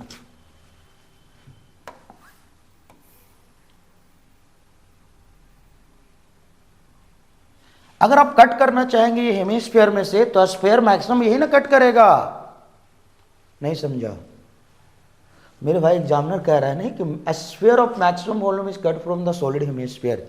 एक हेमिस्फीयर था, कटोरा था, नहीं, उसमें से मैक्सिमम वॉल्यूम वाला स्फीयर को कट किया जा रहा है, तो ये कट कर रहा होगा। अब देख के बताओ भाई, यहाँ पे कोई रिलेशन समझ में आ रहा है, कोई रिलेशन समझ में आ रहा है? तो तुम बोल रहे हो कि एक बात समझ में आ रहा है सर, बोल रहे हैं कि क्या, कि जो हेमिस्फीयर के रेडियस था सर, वह स्फीयर के क्या हो जाएगा, डायमीटर। बस एग्जामिनर बस आपसे यही पूछना चाह रहा है। एग्जामिनर भी कभी कभी मजाक कर देता है, वो नहीं पता ना कहाँ समझता है तुम लोग को। तो यहाँ पर सर कंडीशन समझ में आया ये बात कि गुरुजी रेडियस जो है किसका, हेमिस्फीयर का, वो डायमीटर हो जाएगा किसका, स्फीयर का। बहुत बढ़िया। तो देखिएगा क्या दे रहा है, रेडियस हेमिस्फीयर का 6 है, रेडियस अगर हेमिस्फीयर का 6 है तो डायमीटर किसका, स्फीयर का 6 हो जाएगा, और जब डायमीटर स्फीयर का 6 हो जाएगा तो रेडियस जो स्फीयर का होगा वो कितना होगा सर, 3 होगा। नहीं समझा, हेमिस्फीयर का रेडियस 6 था तो इसका डायमीटर था, तो आधा कर देंगे तो स्फीयर का रेडियस आ जाएगा, तो स्फीयर का रेडियस कितना आ गया, 3। बस यही कंसेप्ट लगाना था, तो स्फीयर का रेडियस कितना आ गया, 3। आगे सवाल क्या बोलता है, find the volume of the cut off the sphere. जो स्फीयर को कट करके हमने निकाला उसको वॉल्यूम एग्जामिनर पूछ रहा है, तो वॉल्यूम का बस फॉर्मूला लगा दे यार। वॉल्यूम ऑफ स्फीयर का फॉर्मूला होता है 4/3 पाई r क्यूब, 4/3 पाई r क्यूब। पुट कर दो 4/3 पाई का पाई रहने देते हैं, आर क्यूब, रेडियस कितना आया 3, तो 3 इंटू 3 कैंसिल कर देंगे, 3 से 3 तो 4 3 जा 12, 4 3 जा 12, तो आंसर आ गया सर 12 पाई। अब कहोगे कि सर पाई का वैल्यू, तो 22/7 पुट कर लो, नहीं 3.17 पुट कर लो, नहीं भी करते हो तो कोई दिक्कत नहीं है, जैसा करना चाहते हो कर लो, कंसेप्ट बता दिए। तो ये अच्छा कंसेप्ट था। बच्चा कभी कभी क्या कर लेता सर, रेडियस से लेके फॉर्मूला बना देता स्फीयर का वॉल्यूम, गलत बात है। देखिएगा यहाँ पर तो इसका रेडियस इसका डायमीटर का बराबर हो रहा था, तो इतना आराम से समझा रहा है, उम्मीद कर सकते हैं कि आपको समझ में आ गया होगा। नहीं, चलिए आगे देखिएगा क्या बोलता है मेरे भाई, मीडियन निकालना है। मीडियन निकालने के लिए हम आपको एक बात सिखाया है बहुत पहले भी, अभी भी सिखा देते हैं आपको कि देखो मीन मीडियन मोड का एक सवाल तो एग्जाम में पक्का आएगा मेरे भाई, और उसमें बस आपको फॉर्मूला याद रखना है। नहीं, मीन का आपको ग्रुप डाटा का फॉर्मूला होगा summation F I into x by summation F i, assumed mean का भी बताया a plus summation F I into d by summation F i. Median का फॉर्मूला याद होना चाहिए सबसे पहले आपको, तो मीडियन का फॉर्मूला आपको था, देखो लिख देते हैं, एक में मीडियन पूछ रहा है एक में मोड पूछ रहा है। नहीं, तो आगे मीडियन चलते हैं। फॉर्मूला याद अगर नहीं है तो नालायक हो तुम, आगे फॉर्मूला याद करना है। तो मीडियन का फॉर्मूला आपको क्या होता है, सबसे पहले कुछ पूछा तो दिमाग में सबसे पहले आपको फॉर्मूला आना चाहिए।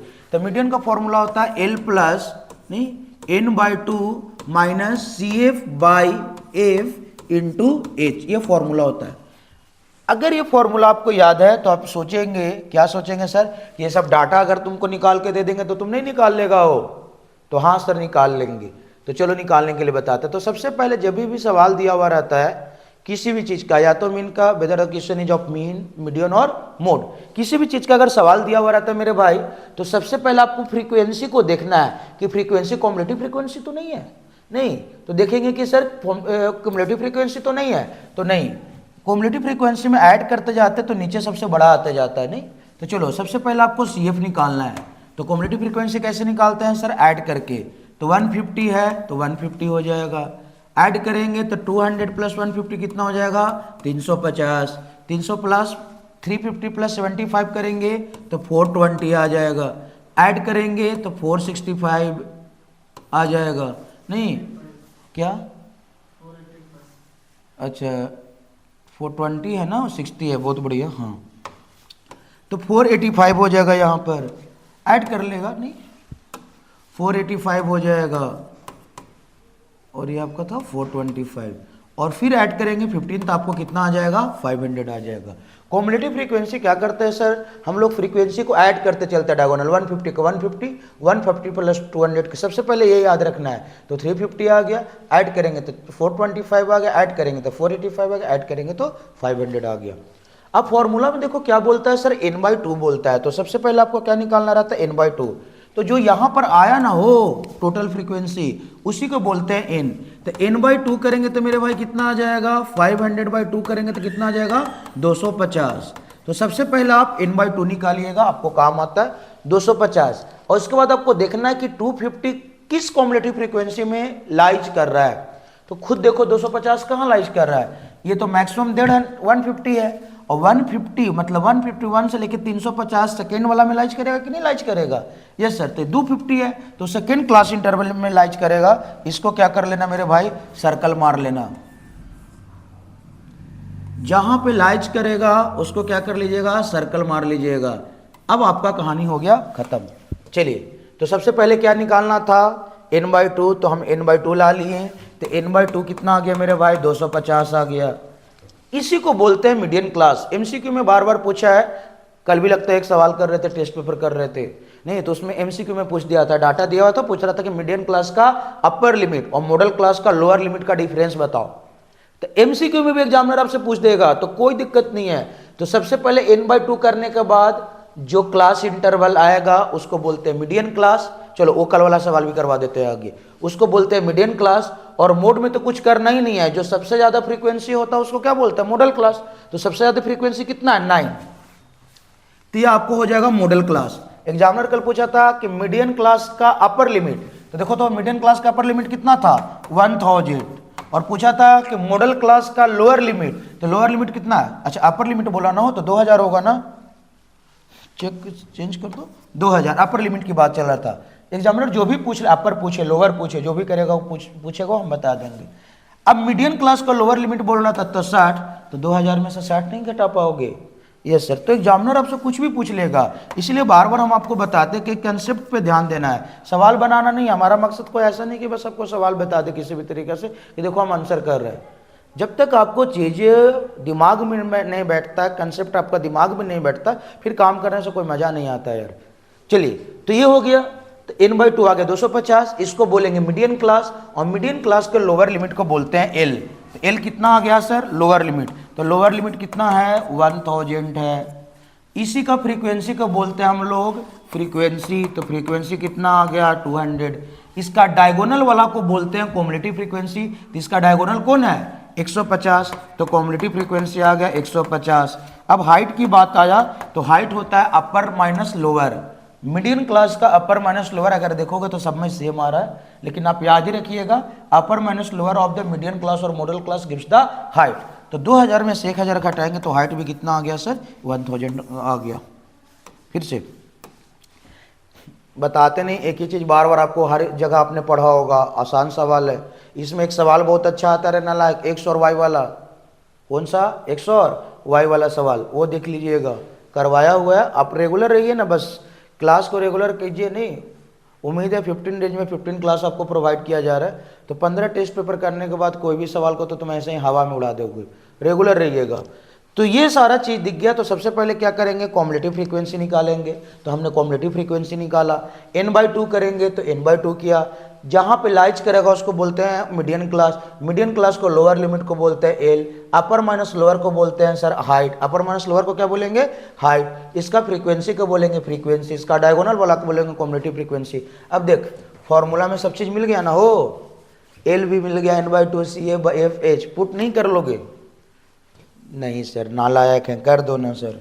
नहीं, अभी ऑफलाइन में बच्चा रहता तो बोलता नहीं सर कर दो ना सर एक बार। नहीं, पूरा नालायक है, हमरो बेइज्जती करवाएगा। चल ले करके दिखा देते कैसे करना है। एल कितना मेरे भाई? 1000। तो 1000 करेंगे। अब ब्रैकेट वाला का काम करेंगे।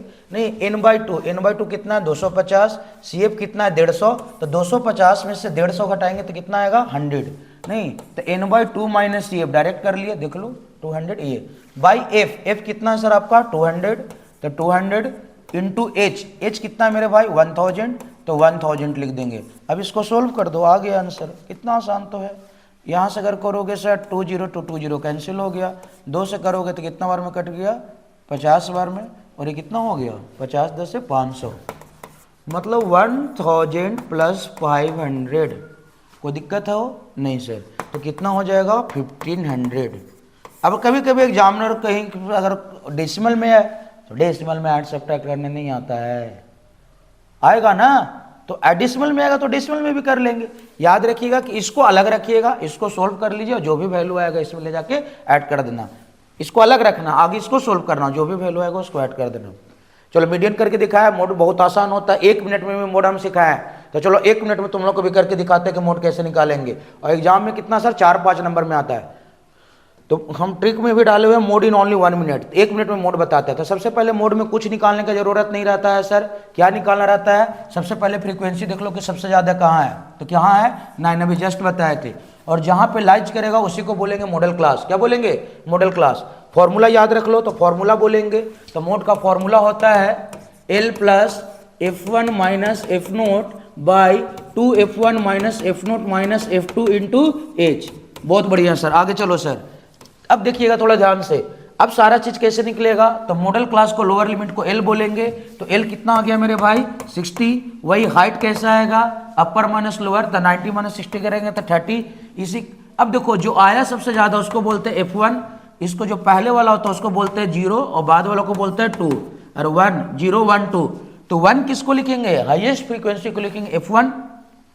जस्ट उसके पहले वाला को सर प्रीसीडिंग को लिखेंगे F0 और जस्ट उसको सक्सीडिंग वाला को लिखेंगे F2। तो सारा चीज तो आ गया। नहीं, अब डायरेक्ट फॉर्मूला पे देखो पुट कर देते हैं, आ जाएगा आंसर आपका। चलो पुट कर मेरे भाई। L बताइएगा कितना है? 60 sir plus F1 minus F0। F1 minus F0 घटाओ, 9 में से 6 गया तो 3 सर। 2F1 करो तो 9 2 जा 18 माइनस F0 माइनस F2। 6 और 6 12, 6 और 6 12। तो 12 को सब्ट्रैक्ट कर दो इंटू हाइट। हाइट कितना लाए मेरे भाई? 30।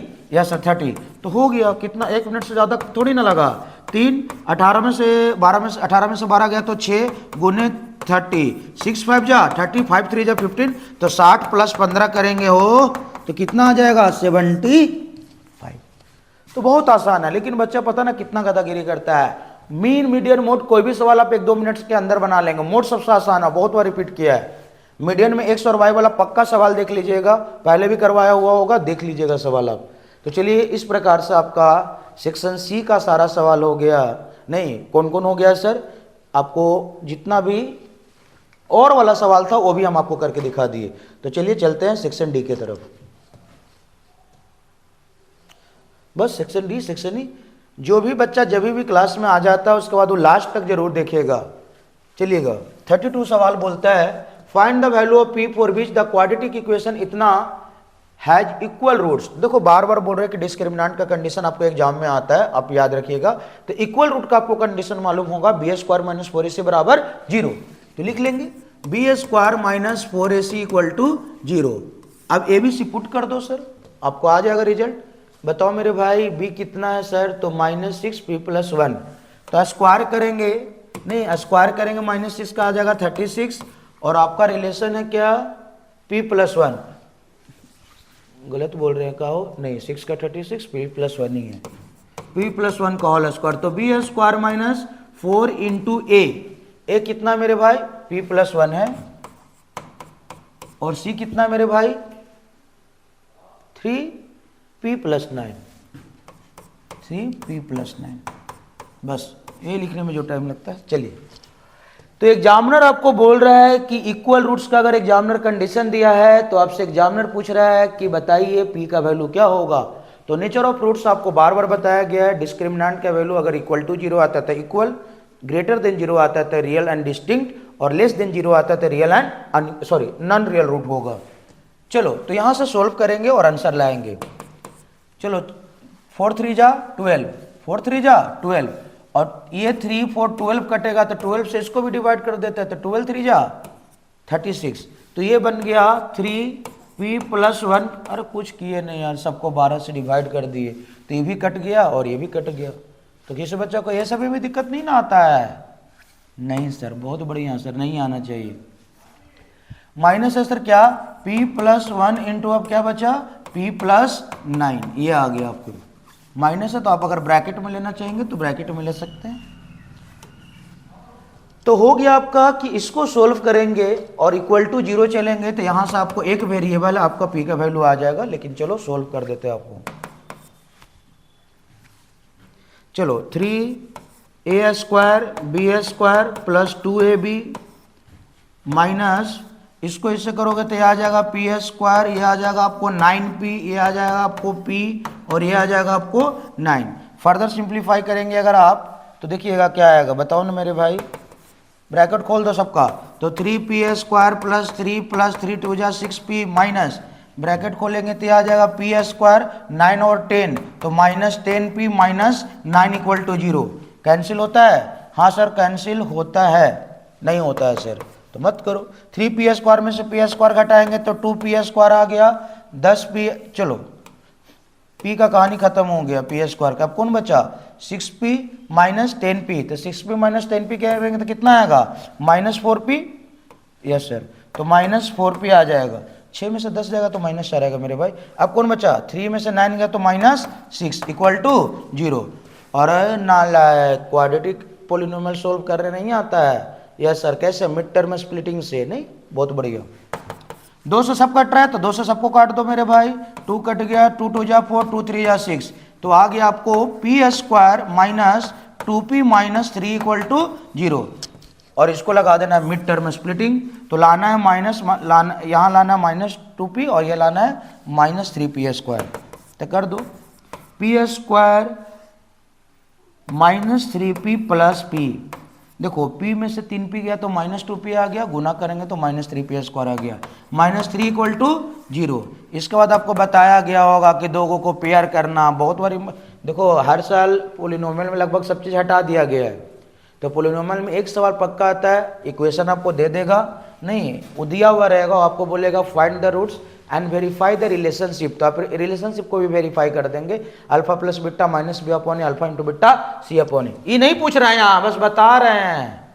चलो दो दो को कॉमन ले लीजिएगा सर, तो कॉमन क्या है, p कॉमन है, तो यहाँ से आ गया p माइनस 3, कुछ कॉमन नहीं है सर तो 1 कॉमन ले लेंगे, p माइनस 3 इक्वल टू 0। अब एक अंदर वाला एक बाहर वाला, तो आ जाएगा p माइनस 3 और p प्लस 1, जब इसको सोल्व करोगे नहीं बराबर 0 तो p का वैल्यू -1 आ जाएगा, और इसको सोल्व करोगे तो p का वैल्यू 3 आ जाएगा।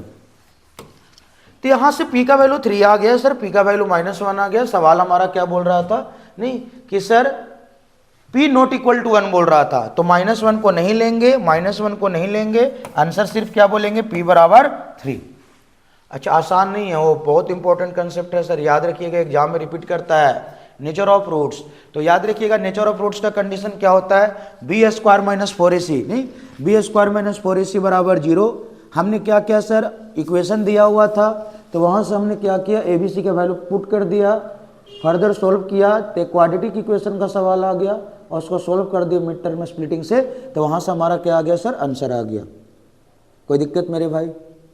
नहीं सर। एग्जामिनर बोल रहा था ऑल्सो फाइंड द रूट, अभी रूट निकालने के लिए सिखाएं, p का वैल्यू वहाँ पे 3 पुट कर दो, इक्वेशन आएगा उसको फर्दर सोल्व कर दो। चल इक्वेशन बना के बस छोड़ रहे हैं, इसको सोल्व खुद से करेगा। तो p की जगह पर अगर आप 3 लिखेंगे तो 3 + 1 कितना होगा, 4, तो ये हो जाएगा 4x² माइनस, यहाँ पर अगर 3 लिखेंगे तो 3 + 1 4, और 4 × 6 करेंगे तो कितना आएगा, -24x प्लस यहाँ पे 3 रखेंगे ना, p का वैल्यू 3 आया, तो 3 9 12 और 12 3 जा 36 इक्वल टू 0, नहीं ये इक्वेशन आ गया। अब देखो 4 से लग रहा है कि सब कट जा रहा है सर, तो 4 से कट जाएगा तो x², 6 4 जा 24, नहीं -6x और 4 से काटे तो कितना बार में, 9 बार में। अच्छा हम ही सोल्व करके बता दे क्या, तो लो हम ट्रिक से बताएंगे, अब कॉमन नंबर लेके नहीं बताएंगे, हम डायरेक्ट बताए थे कि इसको तोड़ दो 2 नंबर में, हम डायरेक्ट बताएं। देखो हमारा एक शॉर्ट्स चैनल का लिंक है सर, वहाँ पर से आप देखिएगा तो बहुत अच्छा कंसेप्ट आप डायरेक्ट उड़ा पाएंगे। जैसे देखो हमको कितना भी हम एज ए टीचर काम भी किए तो मेरे को 2-3 स्टेप्स चलना पड़ा, तब हमने p का वैल्यू निकाला। कुछ नहीं करेंगे, इक्वेशन आएगा डायरेक्ट यहीं से निकाल देंगे। कितना लाना है, 9, 3 3 जा 9, ऐड करने के बाद कितना लाना है, -6, तो -3 ऐड करेंगे तब ना -6 आएगा वो, और -3 × -3 करेंगे तो 9 भी आ जाएगा। अगर आप ऐसे फैक्टर कर पाते हैं तो याद रखिएगा आंसर जो होगा साइन अपोजिट वाला होगा, माइनस माइनस है तो आंसर क्या होगा, प्लस प्लस, तो यहाँ 3,3 आ जाएगा, यहाँ 3, क्या आ जाएगा, 3 आ जाएगा। बात समझ में आए तो आप ट्रिक भी लगा सकते हैं, अगर प्लस रहता तो माइनस होता, माइनस रहेगा तो प्लस होगा। इस प्रकार से हम आपको 32 भी कर दिए। चलिए 32 को और एक सवाल और का भी कर रहे हैं सर, नहीं प्लीज ईमानदारी से देखिएगा, 1-2 करके जाओगे ना सर, कॉन्फिडेंस लेवल ऐसे ही बूस्टअप हो जाएगा आपका। चलो और का सवाल भी कर देते हैं। कहता है if the price of the book is reduced by 5% can buy for more book for 600। एक बाबू क्या करता है, किताब खरीदने जाता है, अगर 5 रुपये ओरिजिनल प्राइस से उसका कम हो जाएगा तो बाबू 4 किताब और खरीद लेगा। कितना पे, 600 में। तो एग्जामिनर कहता है find the original price of the book, book का ओरिजिनल प्राइस क्या होगा। तो देखो बहुत आसान है, वर्ड प्रॉब्लम है, वर्ड प्रॉब्लम ऐसे में हटा दिया गया है तो बहुत बेसिक वर्ड प्रॉब्लम आता है तो आप आराम से बना पाएंगे। मान लेते हैं कि let the original price of book be x, let the original price of book be x। तो अगर बुक का ओरिजिनल प्राइस हुआ होगा मेरे भाई तो 600 में हमारा बाबू कितना बुक खरीदा होगा, तो 600/x। क्लियर है? यस सर, ये ओरिजिनल प्राइस था तब। अब क्या बोल रहा है सर कि प्राइस अगर कितना घट जाता सर, 5 से, अगर प्राइस 5 से घट जाता तो बुक आप कितना खरीदेंगे, 600/x - 5। ये नंबर ऑफ बुक हुआ जब प्राइस रिड्यूस हो गया, ये ओरिजिनल प्राइस पे था। एग्जामिनर कह रहा है a person can buy 4 more book, 4 ज्यादा बुक खरीद रहा है, मतलब अगर इससे 5 किताब खरीद रहा होगा तो इससे 9 किताब खरीद रहा होगा। देखो तुम बहुत बेसिक चीज समझा रहे हैं, अगर इस प्राइस पे बाबू हमारा 5 बुक खरीद रहा होगा तो 4 ज्यादा खरीदेगा, मतलब इस पे बाबू हमारा 9 बुक खरीदेगा। Yes sir. अब देखो इसमें से इसको घटाएंगे तो कितना आएगा 4। अभी नहीं कहना गुरुजी 9 में से 5 गया इसलिए 4, नहीं रे बेवकूफ़, बस समझाने के लिए आपको बता रहे थे कि इससे इस 4 ज़्यादा हो रहा है तो कुछ भी नंबर हुआ होगा तो इसमें से इसको घटाएंगे तो कितना आएगा 4। तो अकॉर्डिंग टू क्वेश्चन खत्म हो गया। अकॉर्डिंग टू क्वेश्चन क्या हो गया मेरे भाई, 600 by x minus 5 minus 600 by x equal to 4, क्योंकि ये 4 ज़्यादा है तो घटाएंगे तो 4 आएगा। वही 600 बाहर निकाल लो, ये हो सब सोल्व हम ही से करवाएगा हो। चलो यहाँ से क्या कर लेंगे सर, एलसीएम ले लेंगे और एलसीएम करने के बाद आपका क्या आ जाएगा, एक्स का वैल्यू आ जाएगा and that will your the original price of the book. कुछ नहीं करो, क्रॉस मल्टीप्लिकेशन करो, एलसीएम लो, फिर आएगा क्या क्वाड्रेटिक, कभी 2 सोल्व करके करवाएं, अब नहीं करेंगे। नहीं, वहाँ से एक्स का वैल्यू आएगा, अगर निगेटिव आएगा तो प्राइस कभी भी निगेटिव नहीं होता, तो निगेटिव नहीं लेंगे, जो पॉजिटिव वाला होगा वही आपका एक्चुअल प्राइस हो जाएगा किसका, बुक का। अभी जस्ट किए हैं 2 सवाल, ट्रिक से भी बताया, इसीलिए आपको छोड़ दिया जा रहा है, तब बनाइएगा जरूर। तो नेक्स्ट सवाल चलते हैं सर। नहीं, अगला सवाल क्या बोलता हो, थोड़ा सा समझने का प्रयास करेंगे।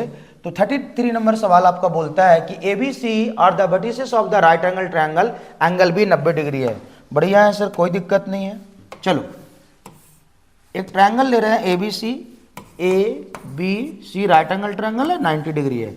उसके बाद क्या बोलता है मेरे भाई, बोलता है आपका कि A 5,2 है, तो A 5,2 है, B आपका कितना है 2, -2 है, और C आपका कितना है मेरे भाई -2, T है। तो पूछ रहा है आपसे are the vertices of the right angle triangle, तो find the value of T। आसान तो है यार, क्या ही करोगे। अब बोलोगे क्या करेगा सर, आप बताइएगा ना। तो जब ये ABC का तीनों कोऑर्डिनेट दिया हुआ है तो हम तीनों का लेंथ निकाल लेंगे, और तीनों का लेंथ निकालने के बाद क्या करेंगे, पाइथागोरस थ्योरम, वहां से एक इक्वेशन आएगा, वेरिएबल एक है, बन जाएगा। अरे number of variable equal to number of equation, तो पाइथागोरस थ्योरम लगाएंगे तो एक वेरिएबल है, एक इक्वेशन है, सोल्व कर लेंगे। लेकिन लेंथ निकाल लेते हैं सर आगे, तो लेंथ भी आपको निकालने आता है, कैसे, डिस्टेंस फॉर्मूला से। कैसे, देखो सवाल सही है, एग्जामिनर आपको ट्रिग्नोमेट्री भी लगा रहा है और कोऑर्डिनेट ज्योमेट्री भी लगा रहा है। तो चलो आगे डिस्टेंस निकाल देते हैं। तो डिस्टेंस क्या होगा, 5 - 2 का होल स्क्वायर, √x2 - x1 का whole square plus y2 - y1 का होल स्क्वायर।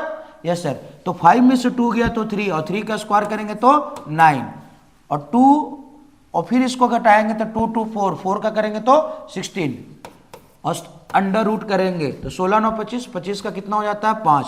तो AB का आपको जो लेंथ आ गया वो कितना आ गया मेरे भाई, 5 आ गया। उसी प्रकार से अगर इसका निकालना चाहेंगे आप तो निकाल लीजिए, x2 - x1 का होल स्क्वायर, तो 2 + 2 हो जाएगा 4, और 4 का हो जाएगा 16, प्लस y2 - y1 का होल स्क्वायर, क्या बोलेंगे मेरे भाई, y2 - y1 का होल स्क्वायर, तब माइनस t माइनस ये कर लो, t + 2 का होल स्क्वायर हो जाएगा, और ये हो जाएगा अंडर रूट। फिर से कुछ नहीं किए, x2 - x1 का होल स्क्वायर, तो 2 + 2 4 आ गया, 4 का 16 हो गया, y2 माइनस t, और माइनस माइनस कितना हो जाएगा प्लस, तो t + 2 का होल स्क्वायर। उसी प्रकार से अगर AC का निकालेंगे सर तो क्या आ जाएगा, 5 + 2 7, 7 का होल स्क्वायर आएगा 49, प्लस 2 - t का होल स्क्वायर या t - 2 का होल स्क्वायर, ये आ जाएगा, ये आ जाएगा अंडर रूट में। ये 25 था तो आप 5 भी लिख सकते हो, कोई दिक्कत नहीं है। रूट 25 लिखना चाहते तो रूट 25 लिख लो। अब पाइथागोरस थ्योरम क्या होता है समझिएगा। तो पाइथागोरस थ्योरम होता है AB का स्क्वायर, तो इसको जब आप स्क्वायर करोगे तो क्या करेंगे, स्क्वायर से रूट कैंसिल होगा। चलो पाइथागोरस थ्योरम देखो लगाएंगे। पाइथागोरस थ्योरम मालूम है sir, h² = p² + b²। h क्या है, AC, तो यहां से हो जाएगा AC का स्क्वायर = AB का स्क्वायर प्लस BC का होल स्क्वायर। अब सबका लेंथ दिया हुआ है, पुट कर देंगे।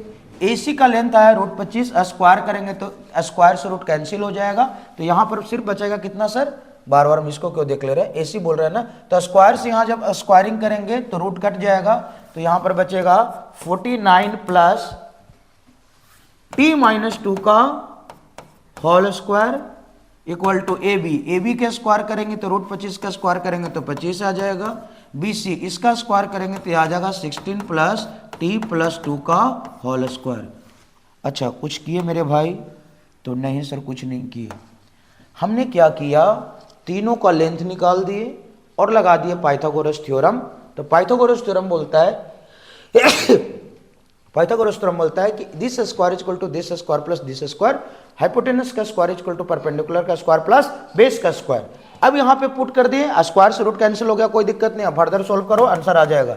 चलो 49 का 49 a माइनस बी का whole square, a square b square minus 2ab हो गया सर। 25 कर देंगे plus 16 plus a square plus B square plus 2ab plus 40। देखो चलो कुछ कटता है तो काटेंगे, नहीं कटता है तो चलेंगे। चलो देखो कैंसिल हो रहा है, प्लस टी स्क्वायर कैंसिल हो गया, और कोई नहीं सर, प्लस 4 और प्लस 4 ये भी कट गया आपका। बाकी को एक तरफ कर लो, कोई इशू नहीं है। 49 है इधर नहीं, और 25 और 16 कट गया ना, 25 10 35 41 हो गया आपका। ये आ जाएगा 41, तब प्लस है इधर आके माइनस हो जाएगा, तो 49 माइनस 41 इक्वल टू माइनस 40 है, और उधर जाके क्या हो जाएगा प्लस 40, तो 4 4 कितना हो जाएगा 80। तो ये भी 8 आ गया क्या, और ये भी 8 आ गया, और जब आप कैंसिल कर दोगे मेरे भाई तो टी का वैल्यू कितना हो जाएगा 1 आ जाएगा। तो ये सवाल अच्छा था, एग्जामिनर आपसे टी का रिलेशन पूछ रहा है, इसमें दो दो कंसेप्ट लगा रहे हैं हम लोग, दो चैप्टर का कंसेप्ट लगा रहा है। पहला लगा रहे हैं किसका सर, कोऑर्डिनेट ज्योमेट्री का। तो कोऑर्डिनेट ज्योमेट्री से हमने क्या निकाला, डिस्टेंस, फॉर्मूला से डिस्टेंस निकाला, उसके बाद ट्रिगोनोमेट्री का एप्लीकेशन लगा दिया पाइथागोरस थ्योरम, और वहां से इक्वेट कर दिए तो टी का वैल्यू आ गया, क्योंकि वेरिएबल एक था, इक्वेशन एक था, तो कंप्लीट हो गया। चले आगे, यस सर देख लीजिएगा 34 नंबर सवाल क्या बोलता है। अच्छा, कहता है the figure of the radius in circle of the ABC area 84 दिया हुआ है। एबीसी का एरिया 84 दिया हुआ है, लेकिन सेम सवाल अगर आप देखेंगे तो एनसीईआरटी का 10.2 में क्वेश्चन नंबर 11 उसमें एरिया भी नहीं दिया है। एरिया अगर दे देगा, ये सवाल में अगर एरिया दे दिया, ध्यान से सुनो कुछ कंसेप्ट बता रहा है, एरिया दे दिया तो सवाल क्या होगा सर, बहुत आसान हो गया। एरिया नहीं देगा तो थोड़ा सा सवाल अच्छा होगा, बोलोगे गुरुजी सवाल है कहाँ, तो सवाल है आपको 10.2 का क्वेश्चन नंबर 11 सर्कल चैप्टर में एनसीईआरटी का। तो वहाँ पर भी कुछ नहीं करते हैं, एक रिलेशन तो ट्रायंगल का half into base into height करके ही निकालेंगे, और दूसरा निकालते हैं वहाँ पे क्योंकि एरिया दिया हुआ नहीं है। एरिया दिया हुआ तो तभी इक्वेट कर देंगे तो आसान हो गया, और जब एरिया नहीं दिया हुआ रहेगा तो एरिया हम आपको हीरोन्स फॉर्मूला से निकाले थे। हीरोन्स फॉर्मूला से एरिया एक तरफ से निकालेंगे, एक हाफ इंटू बेस हाइट करके निकालेंगे, और फिर दोनों की इक्वेट करेंगे। क्यों, क्योंकि वेरिएबल आएगा तब ना सॉल्यूशन होगा। यस सर, तो यहाँ पर भी सवाल को देखिएगा, थोड़ा सा ध्यान से देखिएगा। तो एरिया दिया हुआ था तो आसान हो गया, वो सवाल को भी प्रैक्टिस कीजिएगा जरूर। कहता है length of side AC and BC, तो चलो ये 8 है, तो length of tangent drawn from external point are equal in length, ये भी 8 हो जाएगा। ये 6 है तो ये भी 6 हो जाएगा, इसको मान लेते हैं हम लोग x, तो ये भी कितना हो जाएगा x, और सबका आपका रेडियस दिया हुआ है कितना मेरे भाई 4। तो जब 4 दिया हुआ तो एक चीज़ आपको दिखने का प्रयास कीजिएगा, देखो ये 3 ट्रायंगल बन रहा है, एक ये ट्रायंगल आपको ये बन रहा है, उसी प्रकार से अगर आप देखेंगे तो एक ट्रायंगल इधर बन रहा है नहीं, और थर्ड ट्रायंगल की बात करेंगे तो तीसरा ट्रायंगल ये बन रहा है, तीसरा ट्रायंगल ये बन रहा है, तो टोटल 3 ट्रायंगल बन रहा है। अब अगर तीनों को देखेंगे तो बेस दिया हुआ है, बेस दिया हुआ है, बेस दिया हुआ है, और रेडियस 4 है तो हाइट दिया हुआ है, तो half into base into height निकालेंगे तो एरिया आएगा। तो ये तीनों का एरिया को सम करेंगे नहीं तो ट्रायंगल के एरिया आएगा। अब कहोगे सर इसमें एक वेरिएबल है, एरिया 84 दिया हुआ है, तो आराम से आंसर आ जाएगा, करके दिखा देते हैं। लेकिन सेम सवाल में जब 84 नहीं दिया हुआ रहता या एरिया का मैग्नीट्यूड नहीं दिया हुआ रहता, तो हम लोग इसी सवाल का एरिया निकालते हैं हीरोन्स फॉर्मूला से, root under s, s minus से, s minus b, s minus c, और वहां से कुछ इक्वेशन लाते और यहां से था, तब दोनों की इक्वेट करेंगे तब ना वेरिएबल आएगा, इक्वेशन बनेगा तब ना। चलो इसको बता देते हैं, चलो लगाओ half into base into height, half base height, तो इसका देखिएगा ये हाफ हो गया, बेस कितना मेरे भाई 8 6 14, और हाइट कितना है रेडियस, रेडियस कितना है 4, प्लस हाफ फिर लिखेंगे, बेस कितना है यहाँ पे 8 प्लस x, इंटू हाइट की बात करेंगे तो 4 है, फिर करेंगे तो हाफ, बेस की बात करेंगे तो 6 प्लस x, और हाइट की बात करेंगे तो 4। हम ऐसे जान के आपको लिख के दे दिए, लेकिन आपको ये भी नहीं करने की जरूरत था। आप डायरेक्ट क्या करते, हाफ सब में कॉमन होता तो हाफ सब में कॉमन ले लेते, रेडियस 4 सब में कॉमन होता तो आप रेडियस कॉमन ले लेते, नहीं, और बाकी जो बचेगा देखो ये length of side, length of side, length of side, ये पेरीमीटर ऑफ ट्रायंगल हो जाता। क्या हो जाता? Perimeter of triangle. अरे पेरीमीटर ही है ना, यस सर। जब ये कॉमन हो गया तो यहाँ पर सिर्फ कितना लिखेंगे 14, ये पूरा बाहर आ गया तो कितना लिखेंगे 8 + x, हाफ और 4 अगर बाहर आ गया तो सिर्फ कितना लिखेंगे, कितना लिखेंगे 6 + x। तो एक आज और कंसेप्ट सीख लो। लो एक और कंसेप्ट सिखा देते हैं। ऐसा सवाल में डायरेक्ट एरिया निकालना, half into r into perimeter. क्यों सर? देखो हाफ का हाफ लिखे, ये सब में रेडियस कॉमन था तो रेडियस किए, और सम ऑफ ऑल साइड है तो पेरीमीटर है ना कहलाएगा हो। Yes sir. तो ये भी लिखिए, डायरेक्ट लिख सकते हैं, बस हम तुमको दिखाने के लिए ऐसा काम किए। आप एग्जाम में डायरेक्ट लगा सकते हो ये। तो चलो दिखा देते हैं। तो ये आपका 2 से 2 कट गया, नहीं तो 84 बराबर, एरिया 84 था तो 84 इक्वल टू हो जाएगा 2, ऐड करो 14 और 8 कितना हो गया भाई 14 और 6 22, और 6 लिखेंगे तो 22 28, तो ये हो गया 28 प्लस x कितना है सर, x 2x, तो 2x हो जाएगा। अब करेंगे तो 2 और बाहर निकालो, तो 84 इक्वल टू 2 बाहर निकालेंगे तो 4 हो जाएगा, और कितना हो जाएगा 14, और ये हो जाएगा x। इसको कट करना चाहते हैं तो आप कट कीजिए, 4 2 जा 8, 4 1 जा 4 इक्वल टू 14 प्लस x। देखो कितना क्वाइट सिंपल है, सवाल तो बहुत आसान है ये। यहाँ से आप x का वैल्यू अगर निकालना चाहेंगे तो 21 माइनस 14, और 14 21 कितना होगा 7, तो x का वैल्यू आपका कितना आ गया 7। x का वैल्यू कितना आ गया 7। तो जब x का वैल्यू 7 आ ही गया तो आपका साइड जो BC होगा वो कितना होगा 8 7 15, और ये अगर 7 लिखेंगे तो AC का वैल्यू कितना हो जाएगा 6 + 7 करेंगे तो 13 आ जाएगा। This will your required length of the triangle. लेकिन ये सवाल में मजा नहीं आया। मजा किस सवाल में आएगा जिसमें एरिया नहीं देगा। एरिया नहीं देगा तो क्या हो सर, स्केलेन ट्रायंगल दिख रहा है आपको, तो आप हीरोन्स फॉर्मूला लगाइएगा, वहां से जो एरिया आएगा और अभी का जो एरिया आएगा उसको इक्वेट कीजिएगा तब आएगा। हम दोनों सवाल बता दिए हैं सर, हमारा टेस्ट पेपर में मिसिंग रेडियस करके, मिसिंग एरिया करके भी सवाल दिया हुआ है। बहुत बढ़िया, बनाइएगा जरूर एक बार इसको, रिपीटेड सवाल एग्जाम में आता है। 34 हो गया, चलिए अच्छा 34 को और का सवाल है तो और का सवाल भी देख लेते हैं, उसके बाद एक सवाल और है तो सेक्शन डी खत्म हो गया। कहते हैं given figure O is the center of the circle, determine APC। APC examiner आपको ये एंगल निकालने की बात चल रहा है। If DA and DC are the tangent, ADC 50 degree है। अच्छा ADC का वैल्यू दिया हुआ है, पूछ क्या रहा है APC। चलो बढ़िया है, इसको ज्वाइन कर लो मेरे भाई, रेडियस OA और रेडियस OC को ज्वाइन कर लो। ये 5 नंबर में आप स्टेटमेंट करके बना लीजिएगा, हम आपको 1 मिनट में सॉल्यूशन करके दिखा रहे हैं। हम 1 मिनट में सॉल्यूशन कर रहे हैं लेकिन 5 मार्क्स का है तो तुमको लिखना होगा सारा स्टेप, कैसे कैसे आंसर आ रहा है। तो सबसे पहले आप लिख दिएगा कि ज्वाइन OA एंड OC। अब एक बात बताओ मेरे भाई, हम आपको एक बताए थे पहले भी कि अगर ये 50 है तो ये कितना आएगा। देखो ADCO ये क्वाड्रिलेटरल होता है, और क्वाड्रिलेटरल का एंगल सम प्रॉपर्टी लगाएंगे तो सारा एंगल का सम 360 आएगा, 360 आएगा। तो ये 90 हो जाता है, ये 90 हो जाता है, तो 90 90 180। MCQ में 1 नंबर का सवाल ढेर सारा सवाल करवाया ऐसा, और इन लोगों को दोनों का सम भी 180 होगा तभी ना 360 होगा। Yes sir. तो ये 50 है तो कितना होना चाहिए सर 130 होना चाहिए। तो AOC एंगल जो AOC होगा 130 आएगा। क्लियर है? Yes sir. ये 1 नंबर में भी सवाल पूछा हुआ है, हर जगह सवाल आपको दिख जाएगा। फिर से याद रखिएगा, टेंजेंट दिया हुआ है तो टेंजेंट रेडियस में 90, तो 90 90 180, तो इन लोग दोनों का सम 180 होगा तभी ना एंगल सम प्रॉपर्टी का क्वाड्रिलेटरल से 360 होगा। Yes sir.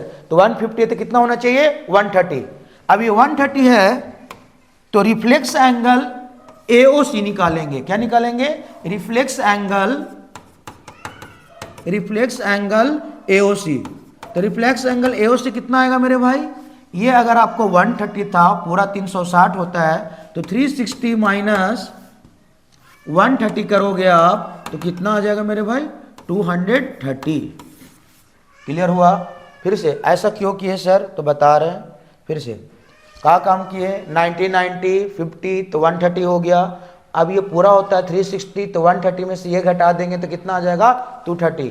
और आपको बताया गया था, नाइन्थ का थ्योरम था, नाइन्थ में थ्योरम बताया गया था कि angle subtended at centre is half, नहीं twice the angle subtended at any other point. अगर सेंटर पे एंगल बन रहा हो दुगुना होता है कहीं और पे बन रहा है उसका।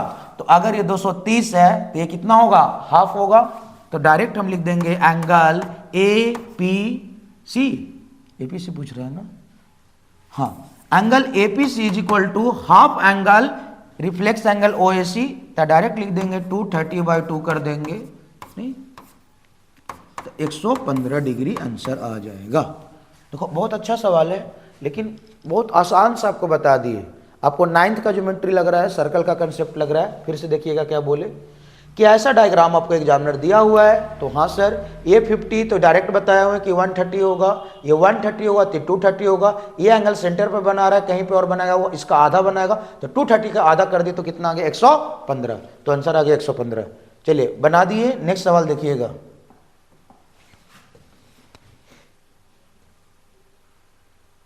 एरिया ऑफ पाथ पूछ रहा होगा, नहीं कहता है the figure depicts the racing track whose left end right end are semi circular, the distance between the two inner parallel line segment is 60 metre and they are each 160 metre long. if the track is 10 metre wide everywhere find the area of the track। Area of track बोले, area of shaded region बोले, आप बना सकते हैं। तो देखो क्या करना है, आसान है, ऐसा सवाल आपने बनाया है ढेर सारा।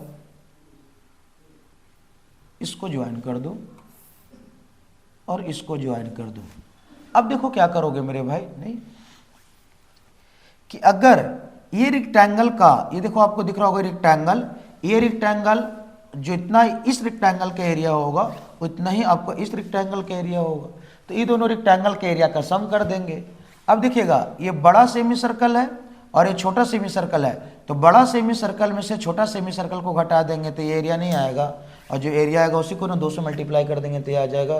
बाकी सबको सम टोटल कर दो। चलो हिंट्स देते हैं, बता देते हैं।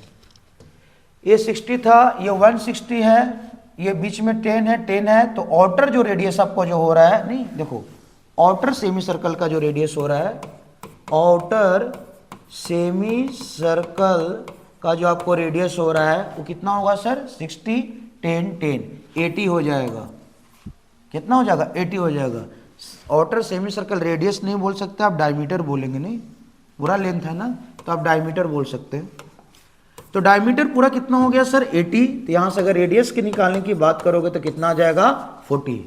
तो बाहर वाला सेमी सर्कल का डायमीटर है, तो डायमीटर 60 10 70 80 आधा करेंगे तो 40 आ गया। उसी प्रकार से छोटा वाला सेमी सर्कुलर की बात करेंगे, नहीं इनर की बात कर रहे हैं, नहीं inner semi circular, inner semi circle का अगर हम लोग डायमीटर की बात करेंगे तो दे रखा है आपको 60, तो 60 अगर रेडियस की बात करेंगे तो कितना हो जाएगा 30। तो देख मेरे भाई, ये सेमी सर्कल में से ये सेमी सर्कल घटाओगे तो ये शेडेड एरिया आएगा। सेमी सर्कल का एरिया क्या होता है, πr²/2। पाई का वैल्यू जानते हैं, रेडियस दे दी, निकाल दिया। यस सर, जो इतना एरिया इसका आएगा उतना ही 2 से मल्टीप्लाई कर दोगे तो इसका आएगा। Yes sir. अब क्या करेंगे सर, इस रेक्टेंगल की अगर बात करोगे तो देखो रेक्टेंगुलर एरिया का कितना है सर, लेंथ है 110, और ब्रेथ की अगर बात करते हैं, नहीं तो ब्रेथ की बात करेंगे तो ब्रेथ कितना है 10। अरे ब्रेथ कितना है 10, तो L इंटू बी करोगे तो ये आ जाएगा, जो ये आएगा वही ये आ जाएगा। क्लियर है। तो सब लेंथ दिया हुआ है, ब्रेथ दिया हुआ है तो नहीं आ जाएगा। Yes sir. तो एरिया जो होगा ट्रैक का, the sum total of the area of the rectangle this नहीं, और बड़ा सेमी सर्कल में से छोटा सेमी सर्कल का घटाएंगे तो ये, और जितना ये आएगा इतना ये आएगा। तो आप ऐड कर दोगे, कोई भी डाटा मिसिंग नहीं है, कंसेप्ट ही नहीं है, क्या बताएं। अरे कंसेप्ट रहेगा तब ना, सब तो डाटा दिया हुआ है, पुट करो आंसर आ जाएगा। इस प्रकार से सेक्शन डी खत्म हो गया। और सेक्शन ई, सेक्शन ई के लिए एक बात बोलना चाहेंगे, अजर्सन रीजन के पास भी रुक के बोले थे ये बात कि बोर्ड एग्जाम में अजर्सन रीजन का सवाल और केस बेस्ड स्टडी का सवाल इसलिए ऐड किया गया है कि आप पास हो सको, नहीं डायरेक्ट सवाल आपसे बन जाए। लेकिन बच्चा लोग क्या करता है सर, बार बार टेंशन ले लेता है केस बेस्ड स्टडी सवाल को लेके और अजर्सन रीजन सवाल को लेके। यहाँ पे तो कोई कंसेप्ट नहीं लगता, फॉर्मूला बेस्ड सवाल आता है। तो चलो 2 मिनट में देखने का प्रयास करते हैं, ज़्यादा देर इसको बताएंगे नहीं, केस बेस्ड स्टडी का बस नॉर्मल बताएंगे, क्योंकि डायरेक्ट फॉर्मूला पुटिंग करके सवाल आता है, बना लेगा, समझा देते हैं। It takes 5 toothpick to build the top trapezoid, नहीं shown in figure, you need 9 to build second 13, तो 5 9 13 कुछ दिख रहा है, 5 9 13 कुछ दिख रहा है, वो एपी का सवाल है, 5 4 9 9 4 13, तो यहाँ से आप लिख सकते हैं कि a इक्वल टू आ गया सर आपका 5 और d इक्वल टू आ गया 9 में से 5 गया तो 4, तो डाटा तो दिया हुआ है।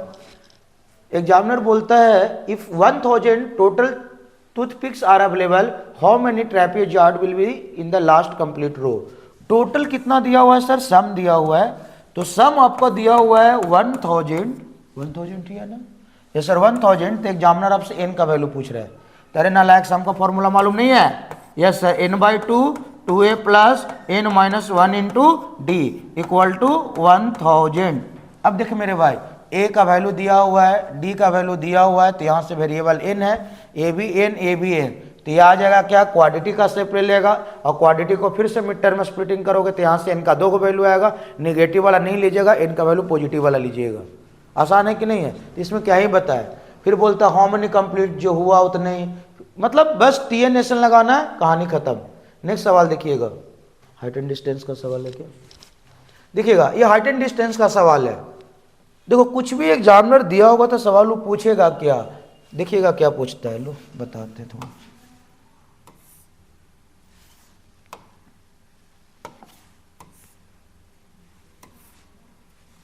एग्जामिनर बोलता है, सर एक बार पढ़ लेते हैं सवाल क्या बोलता है। कहता है from that observation deck of the sea building 200 metre high, Jignesh sees 2 fishing boat in the distance, angle of depression are 60 while the boat further angle of depression will be 50, how far the sea is from the near boat, how far is from the outer boat। कुछ नहीं पूछ रहा है, distance पूछ रहा है, yes sir. Height दिया हुआ है मेरे भाई, वही देख रहे थे कि हाइट दिया हुआ है कि नहीं, तो हाइट दिया हुआ है कितना 200 मीटर, तो सोल्व कर ले यार। देखो हाइट आपको 200 मीटर दिया हुआ है, नहीं हम लोग मान लेते हैं दोनों के बीच का डिस्टेंस, तो एक का बीच का डिस्टेंस मान लेते हैं, लो a है, b है, c है, d है, तो इसका डिस्टेंस मान लेते हैं d1 और इसका डिस्टेंस मान लेते हैं d2। तो p दिया हुआ है बेस, देखो ये अगर टच कर रहा है 60 तो ये आ जाएगा 60, ये 45, तो ये कितना आ जाएगा मेरे भाई 45। डायग्राम बनाना बहुत इंपॉर्टेंट है, हाइट एंड डिस्टेंस का बहुत लोकल सवाल आता है सर, डायग्राम बना लोगे, डायग्राम दिया हुआ है तो फिर तो कोई कहानी ही नहीं है सर, आराम से बन जाएगा। अगर डायग्राम नहीं देता है तो सबसे पहले डायग्राम बनाना है, 2 ट्रायंगल आएगा तो दोनों ट्रायंगल में पकड़ पकड़ के क्या करना है सर, tan थीटा लगाना है, p/b p/p p/b p/b, 2 relation 2 variable, solution आ गया। तो देखो ये 200 दिया हुआ था, ये 60 हो गया, 45 हो गया, इसको मान लेते हैं डिस्टेंस d2, इसको मान लेते हैं d1। तो देखो अगर आप ABC में लगाएंगे, लो करके दिखाते हैं, इन ट्रायंगल ABC में थीटा कितना है मेरे भाई 60 डिग्री, तो बस tan लगाते हैं, 2 ट्रायंगल आ गया मतलब सिर्फ tan, तो लगाएंगे tan 60 equal to p/b, p कितना है 200 मीटर, बेस कितना माने हैं सर d2 माने हैं, tan 60 का वैल्यू होता है √3 इक्वल टू 200/d2, तो क्रॉस मल्टीप्लीकेशन कर देंगे, p/b लगा रहे हैं, कुछ कर नहीं रहे हैं, क्रॉस मल्टीप्लीकेशन करेंगे तो d2 को वैल्यू कितना आ जाएगा 200/√3। कोई दिक्कत नहीं सर। अब बड़ा वाला ट्रायंगल में लगा देंगे, बड़ा वाला ट्रायंगल कौन है ABD, और तुम लोग को एक बात बताएं कि जब थीटा 45 रहता है तो P बराबर B, कैसे tan थीटा, अरे P बराबर B, tan थीटा 45 पे बराबर होता है, tan 45 1 होता है तो P बराबर B होगा, तो डायरेक्ट लगाएंगे। ABD में देखो क्या लगेगा, ABD में लगाएंगे तो tan 45 लगाएंगे सर, तो p/b होता है और tan 45 का वैल्यू 1 होता है p/b, तो याद भी लगाना रखना है कि कहीं भी अगर tan 45 देता है या 45 देता है तो आप डायरेक्ट p बराबर b ले लेंगे। तो p कितना दिया हुआ है 200 और बेस कितना है d1 प्लस d2। अब देखिएगा एक इक्वेशन यहाँ आ गया, d2 का वैल्यू दिया हुआ है, d2 का वैल्यू दिया हुआ है, तो d2 का वैल्यू यहाँ पर सब्स्टिट्यूट करेंगे तो d1 नहीं आएगा, यस सर। तो एग्जामिनर यही ना पूछ रहा है, क्या पूछ रहा है मेरे भाई, how far out the sea is from the near boat, near boat से कितना दूरी पर था, देख लिए कि नियर बोट से कितना दूरी पर था, ये डिस्टेंस d2 निकल गया, दूसरा सवाल बोलता है आपका how far the part of two board, दोनों बोर्ड के बीच का दूरी कितना है, तो दोनों बीच का दूरी कितना है d1, तो यहां से d1 भी आ गया, कंप्लीट हो गया। हाइट एंड मतलब कोई भी केस बेस्ड स्टडी का सवाल में आपको टाइम ही नहीं लगता है, बेसिक सवाल आता है, आपको यूज करना है बस। क्लियर हो गया सर? Yes sir. तो वो भी एपी का सवाल था, मरा हुआ सवाल था, हाइट एंड डिस्टेंस दोनों में लगा दिया, tan थीटा रिलेशन आ गया। लास्ट सवाल है, इसके बाद आपका पूरा का पूरा टेस्ट पेपर हम आपको कंप्लीट कर दिए। एक बार रुक रुक के बनाइएगा, जैसे भी हो सके सर 100% एक बार ईमानदारी से बनाइएगा, कर लेंगे तो आपके अंदर का कॉन्फिडेंस लेवल बूस्ट हो जाएगा। पेपर से पहले पेपर से डिट्टो सेम आएगा एग्जामिनेशन में आपका। चलिए देख लेते हैं किसका सवाल है। किसका सवाल है मेरे भाई? कहता है family structure for the recent year 51% of the family are in United State has no children. America का सर्वे बताया गया, नो चिल्ड्रेन, एज ऑफ 18, 20% नहीं हैड 1 चिल्ड्रेन। डाटा दिया हो, चलो डाटा ले लेते हैं आगे, चलो डाटा देख लो।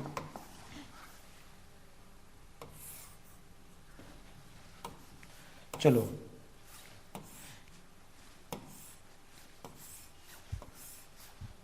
क्या बोल रहा है?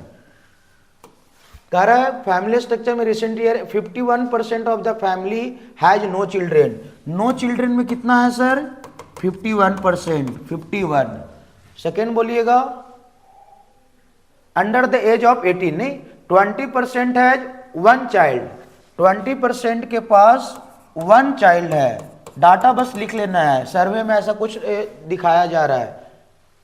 19% है 2 चिल्ड्रेन, 19% कितना बच्चा है? 2 चिल्ड्रेन है सर। 7% है 3 चिल्ड्रेन, 7% कितना है? 3 चिल्ड्रेन का है। एंड 3 हैड 4 और मोर, 3% 4 या 4 से ज्यादा है, 4 प्लस है, नहीं 4 या 4 से ज्यादा है, 4 या 4 से ज्यादा। ये डाटा दिया हुआ है आपको। और एग्जामिनर आपसे क्या पूछ रहा है देखिएगा, एग्जामिनर आपको मालूम है प्रोबेबिलिटी पूछ रहा है, तो प्रोबेबिलिटी का फॉर्मूला क्या होता है? N upon n S. तो इसको टोटल कर लो, आगे टोटल कर लो। 51 नहीं 7 3 आपका 10 आ गया, 10 और 20 30 और 30, और इसको अगर इसके साथ करो लोगे तो 20 30 20 50 50 100, 100 आ रहा है ना, 100 आ रहा है। 100% तो ऐसे भी दिया हुआ होगा ना, ओवरऑल परसेंटेज कितना 100% से ऐसा बांटा गया। चलो लगाओ, प्रोबेबिलिटी का फॉर्मूला क्या होता है? एन अपॉन एन एस, खत्म हो गया। लगाओ। पहला सवाल बोलता है sir what is the probability that family has 2 और मोर चिल्ड्रेन, 2 या 2 से ज्यादा, 2 या 2 से ज्यादा, मतलब इन लोगों को ऐड कर दो। ध्यान से देखिएगा, एग्जामिनर पूछ रहा है what is the probability that family has 2 और 3 चिल्ड्रेन। अच्छा 2 और 3 बोल रहा है, 2 और 3 वाला कौन है? यही ना है वो। तो 19 और 7 कितना हो गया? 26, 26। तो 26/100 हो जाएगा, करेंगे तो आ जाएगा 0.26। लिखना चाहता हो तो आप लिख सकते हो। सेकेंड में बोलता है probability that family has more than 1 child, एक चाइल्ड से ज्यादा पूछ रहा है, एक चाइल्ड से ज्यादा, ये तीनों हो जाएगा। तो 7 3 10 नहीं 7 3 10 और 19 कितना हो जाएगा सर? 29 कितना हो जाएगा? तो सेकेंड का आंसर हो गया 29/100, इसके मतलब होता है 0.29। तीसरा सवाल देखिएगा क्या पूछता है, कितना आसान है। बोले तो case based study as reason add ही किया गया आपको पास करने के लिए, तो यहाँ पर हमेशा आसान सवाल आता है। बेसिक कंसेप्ट याद होना चाहिए। Find the probability that family has less than 3 children, 3 children से लेस की बात चल रहा है, तो 3 चिल्ड्रेन से लेस कौन सा होगा? देखिएगा 3 चिल्ड्रेन से अगर लेस की बात बोलता है तो ये तीनों होगा, नहीं तो कितना हो जाएगा सर? 51 और ये करोगे तो 70 और 70 और 20 करोगे तो कितना आएगा? 90। तो आंसर हो जाएगा आपको 90/100, जिसको आप बोल सकते हो 0.90। और चौथा नंबर सवाल बोलता है based on the answer to part. अच्छा आपको सोच करके आंसर देना है, डाटा वाला सवाल खत्म हो गया। नहीं, हमने सबसे पहले काम क्या किया, जो एग्जामिनर बोल रहा था डाटा को हमने चिपकाया। प्रोबेबिलिटी होता है n upon n s, favourable outcome और total number of possible outcome. हर का नीचे 100 लिख दिए, जिसके बारे में फेवरेबल आउटकम्स था वो हमने लिख दिया। करे based on the answer of part 1 2 3 which is most likely to occur. Most likely to occur कौन होगा? जो ज्यादा होगा। तो ज्यादा कौन है? 0.26, 0.29, 0.90। अरे 0.90 ज्यादा है ना, तो आंसर लिखेंगे कि थर्ड वन वाला लाइकली टू बी ऑकर होगा। अरे ज्यादा जो होगा वही ना प्रोबेबिलिटी ज्यादा होगा। तो किसका प्रोबेबिलिटी ज्यादा पूछ रहा है? ये। तो थर्ड वाला इस प्रकार से आपका आंसर क्या होगा, खत्म। तो ईमानदारी से सर हमने आपको जो भी पूरा फुल लेंथ टेस्ट था, पेपर से पहले पेपर, सेम चीज आपको बोर्ड एग्जाम में रिपीट करता है। उसी पैटर्न पे आपने देखा होगा section A B C D E, हर सवाल को हमने ईमानदारी से करवाया है, और का सवाल भी करवाया है, कहां पर से कुछ एक आध गो सवाल एक्स्ट्रा आता है वो भी बताया। तो आपको बस थोड़ा सा ईमानदारी से क्लास को करना है। और अगर आपको लगता है कि सेशन आपको समझ में आया है नहीं और सचमुच हम आपके लिए मेहनत की है, तो आप जरूर लाइक कीजिएगा और दोस्तों के साथ जरूर ये सेशन को शेयर कीजिएगा। नहीं तो चलिए आज के लिए इतना ही है। थैंक यू, मिलता है नेक्स्ट क्लास में, तब तक के लिए टाटा बाय बाय, मिलते हैं नेक्स्ट क्लास में सर।